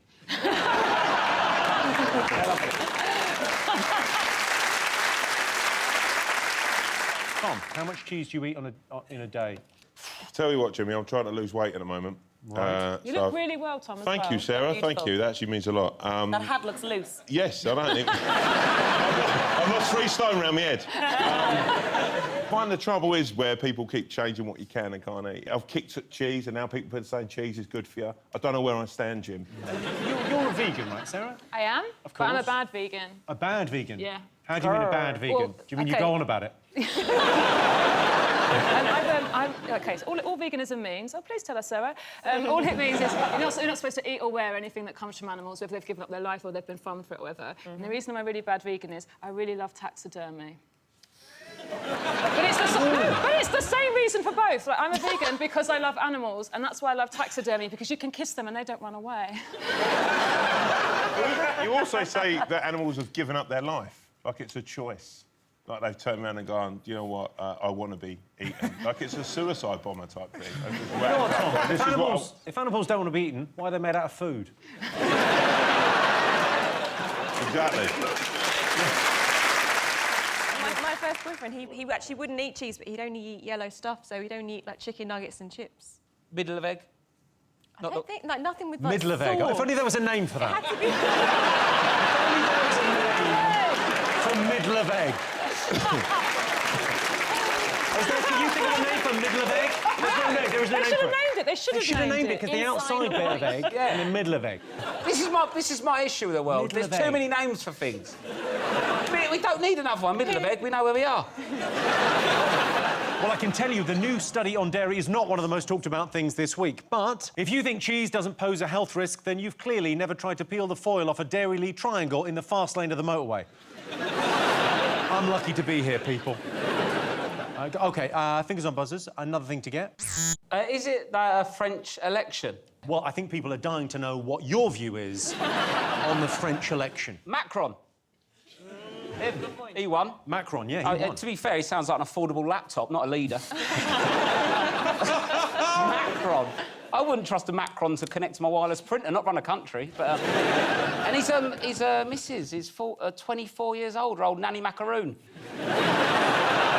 There's been a huge controversy about this because it's his drama teacher from school. Yeah. That he ended up marrying. So he's got to bang his old teacher and then now running the country. He's like living the dream. It's all right for her going out with someone 24 years younger, but if I do it, I'm a pedo, apparently. That's because, like, you're 30. Yeah, I know. For legal reasons, I need to point out he didn't sleep with his teacher when he was at school. Well, also, she's working for his government, so the really interesting thing is she's working for him for free in charge of education. Like, what is she going to be saying to the other teachers? It's like, flirt hard. It does make you think differently about all of your old teachers. So, Sister Bernadette, call me. Tom, what do you think? I mean, I know you're not huge on French politics. I'm not huge on any politics, but he's a decent-looking fella. He makes me feel a bit of a waster, because he's handsome and he's leading the country now. And he's the same age. Oh, is he the same age as you? Yeah. In fairness, though, I think leading France is not right for you. No. Do you have any words? You have any, like... I am the kind of guy who just walks in somewhere and goes, one beer. So you don't have a friend? Huh? Don't have a friend?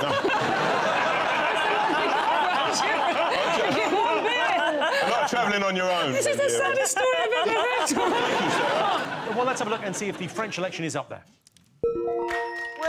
Yeah. Yes, Emmanuel Macron is the new president of France.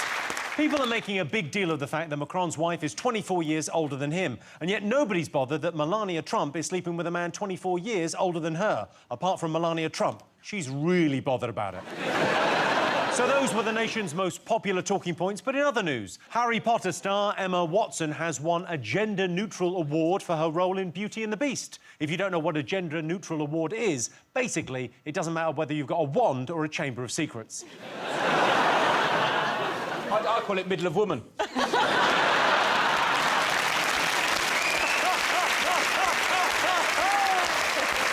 it simple.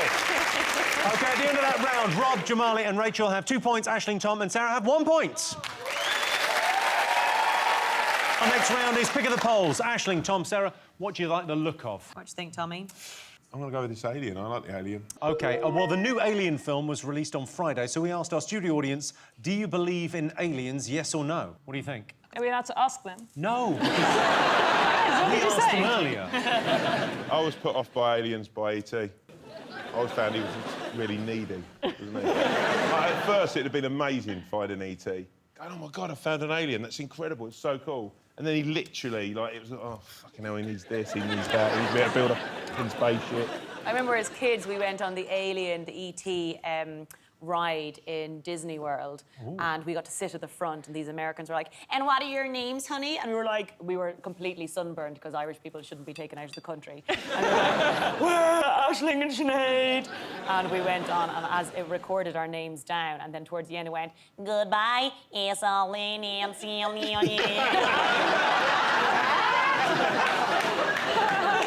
great crack, though. Rachel, you're intelligent. You're famous for being intelligent. Do you believe in aliens?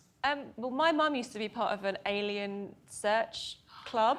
Oh. Like, they had membership cards and everything, and they used to go to this windmill in Rayleigh and have little meetings. I think she went dogging and she didn't want to tell you. Where are you going? We're looking for aliens, love. There were flashing lights. The car was covered in plasma. They came right up to the whisper. The car was covered in plasma. I know!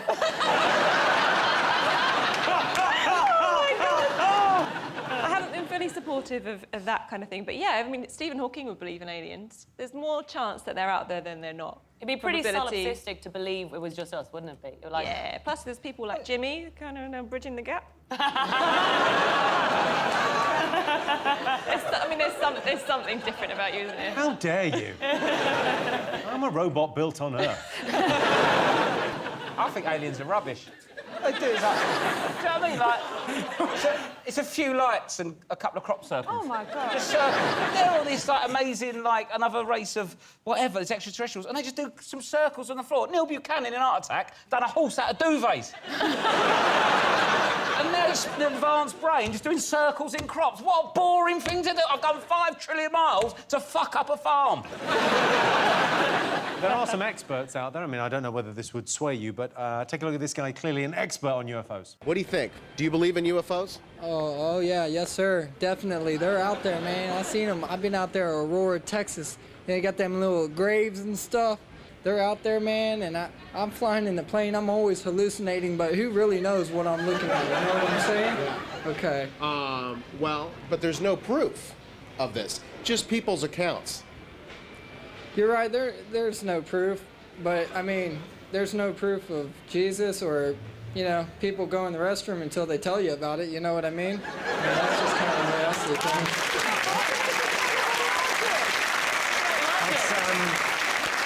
Yeah, that seems funny until you realise that's Donald Trump's new head of science. That's the type of guy who made a documentary that I watch. I go, sounds legit. I feel like every time they ask an American about aliens, they always have that accent. Well, I don't know what I saw, but there was a cow out there yesterday, and next thing you know, it's pregnant, and now I got a green baby cow on my lawn. They always have that like they're from the South. OK, what about you, Sarah? Do you think our audience will agree? I think people believe in some form of aliens, so I think it will be yes. Yeah. What do you reckon? Yes. Yeah, I'm going to go with yes. I think people do. Yeah. I think people like to think that there's a bigger world. Aliens and ghosts. I always think who would win in a fight between an alien and a ghost. What's the fight over? Who's the most real, I guess.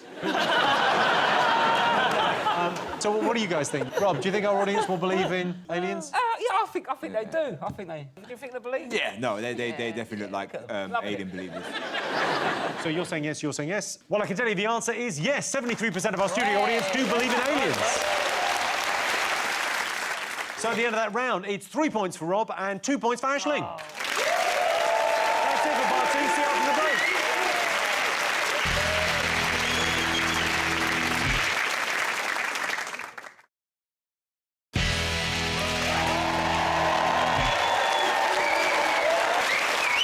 Welcome back to 8 out of 10 Cats, and the winner is the name of our final round. Here is your first one: the top cause of family arguments.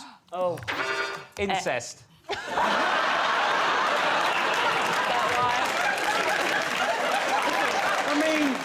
mean, it's going to be a big argument, but I don't think it's going to be the biggest necessarily. Did you see that couple that they couldn't get pregnant and they went to the doctors to see why, and they turned out they were twins? What? It was a couple of months ago. They're twins. They were adopted, but they didn't know they had and they knew the same birthday, and everyone used to joke like, "Oh, it's funny," because they used to celebrate it together. And then it's only when they went to try it and they couldn't conceive that they found out. Oh my God. That was always my biggest fear when people say, "Oh, you date someone who looks like you." Who would you date that looks like you? No, I didn't know it was someone who looked like me. Is this what your wife looks like? Like this is a picture of your wife. OK, so top cause of family arguments, and let's agree, it's not incest. In my family, it's Friends. What's your name? The TV show Friends. Go on. My dad has just retired recently and he started watching Friends. And I went round there the other day and he was sitting on the sofa and my mum went, "Be careful, your daddy's in a bit of a mood." And I said, "Why?" He said, "He's been watching Friends." So I said, "What's the problem?" So I went in there and said, "What's up with this watching Friends?" And he said, "This fucking Chandler." He's doing my fucking Sweden. He said, "I like the others. I like Monica, Ross, lovely pair of kids, credit to their parents. Rachel's lovely, Joey, even Phoebe, I could stick her. But he's always got something to say. You never get sick of smashing the geezer." But to watch an episode of Friends with him is a thing of beauty. Because he'll sit there and he'll be going... and Chandler will come in and go, "Did I not believe that?" And he'll go...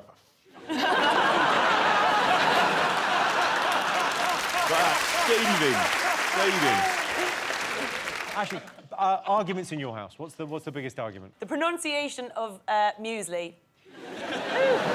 My mother says muesli, Sarah, every single time. We muesli. are always fine about that in my house. How do you say it? Cornflakes. She goes, "Do you know what I like now, Aisling? Muesli. Muesli, Mammy. There's like a pretend Y there. Yeah, that's what I'm saying. Muesli. No. Muesli.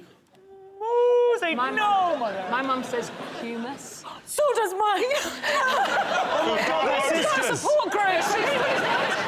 OK, top cause of family arguments. What do you think? Jamali? How about money? I think the idea of like will money, like when someone dies, who gets the money. Well, like, that's not... I'm like, you know, my grandma, like I love her, she's dear to me, but she's coming to the end. I'm trying to, you know, we're thinking. Like, no, I mean, like, it's got time. Death happens, right? And like you gotta like, you know. I think I deserve a car. Is it true you still live with your mum? Yeah. Oh, thanks for exposing that. Appreciate that. Yeah. But no, I still live with my mum. And do you know what makes it worse? Is I live in my mum's attic. Does she know you're up there? She knows I'm there, yeah. Oh, well, that is something. That's not as bad as it could be. No, but yeah, I live at home. Rachel, what do you think? What causes fights in your house? Sometimes I get like an angry text from my dad that says like, "I don't even like sunflowers."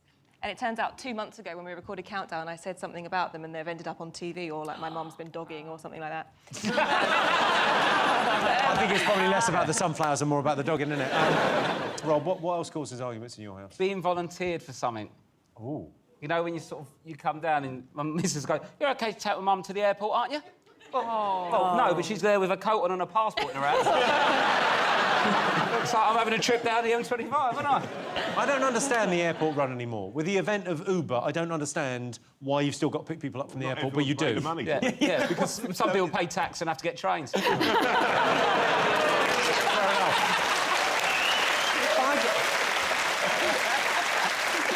That's some proper rich dude shit to say as well. Like, why doesn't everyone just get a private car? Can't you just pay a man to jump on his back and run there? I genuinely don't understand.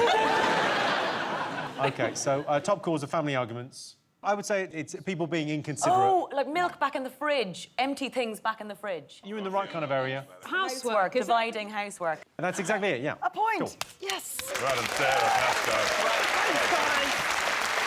Yes, the top cause of family arguments is people being messy. I often come home and find my girlfriend's left things lying around. Shoes in the lounge, trousers in the hallway, boxer shorts on the landing, and a man's shirt on the bedroom floor. She's so bloody messy. All right, here's your final question. Top way to waste time. Oh. Is it when you say a word over and over again until it sounds really weird? Cucumber, cucumber, cucumber, cucumber. What is it even? Cucumber. This is a waste of time. Cucumber. What does it even mean? Hang on. Rob genuinely doesn't know what cucumber is. He's going to go, what is it? Green banana. It's just a small marrow, isn't it? Just call it a small marrow. So, Jamali, how do you waste time? I play video games, spin pillows, I follow dreams. Sure. People do Sure, something. I'll do it. What about you, Rachel? Presumably, I mean, Countdown's the main one. Well, countdown, yeah. It does like go into regular life. So whenever I see like a 3-digit number on a hotel door, I have to like factorise it. Or if I see a name, I have to put an anagram. So Tom Davis is an anagram of sad vomit. Oh, that's great. And Jamali Maddox is an anagram of Madam Jail Dicks. That does kind of suit me. Tom, if you've got time to kill, what do you do? Tickling. Tickling? Tickling. You waste time tickling. I like tickling people. I mean, you get pulled up for it being a 6'7" man. Do people ever react nicely to it? Because I think it's actually like a form of torture. Like I say, people sort of like laugh a little and look a little bit awkward. Is this like someone in Pret is serving you? No. Being polite. I'll do it on Jimmy because it's weird. What? No, I'll sort of make conversation. I think you need to have nerve endings. Right, sure. I'll say a little bit of a joke and then I'll sort of go in for, and then go like for a little tickle. Like that. Jimmy's so cute. Oh my God, I'm so hard. Yeah. I like that. That's a really, it's quite a good technique. Right. Yeah, it's a strong... It's a lot of practice, Jimmy. Do you know what the lovely thing about that was? I absolutely felt like a little kid. Yeah. Because he's so enormous, you sort of go... We look like... we genuinely look like Sophie in the BFG. I feel if you just stand behind me for a second, I feel I will look... I've never looked more like a ventriloquist dummy. I'm sure we could make you look a little bit more like that. Hang on, don't put that hand there. OK, so top way to waste time. YouTube, internet. YouTube. Well, social media. Internet, yeah, internet. No, social media. Don't you tell me what I'm guessing, Jim. Is it internet? Yeah, I'm going to give it to you. Yeah. Yeah, I can tell you the top way to waste time is browsing the internet.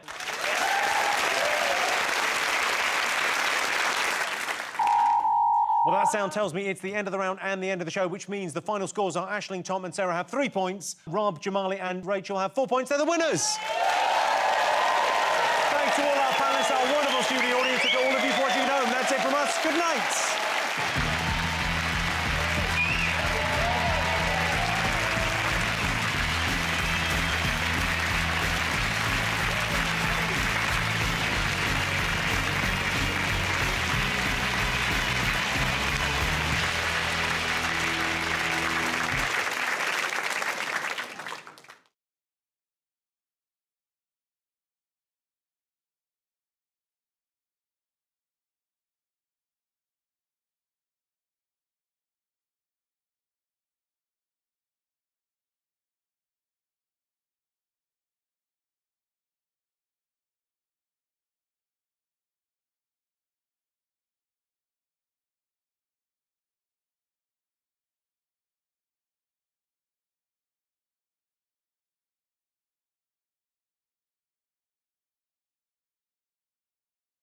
Well, thank you for watching 8 out of 10 Cats. If you want to watch another episode, you know, feel free, or, you know, Pop to Pornhub for some different kind of fun. Good luck. You can also go to jimmycarr.com and buy tickets to see me live. I'd love that. I'd like it if you liked and subscribed. But, you know, don't feel pressured. Do your thing. You be you.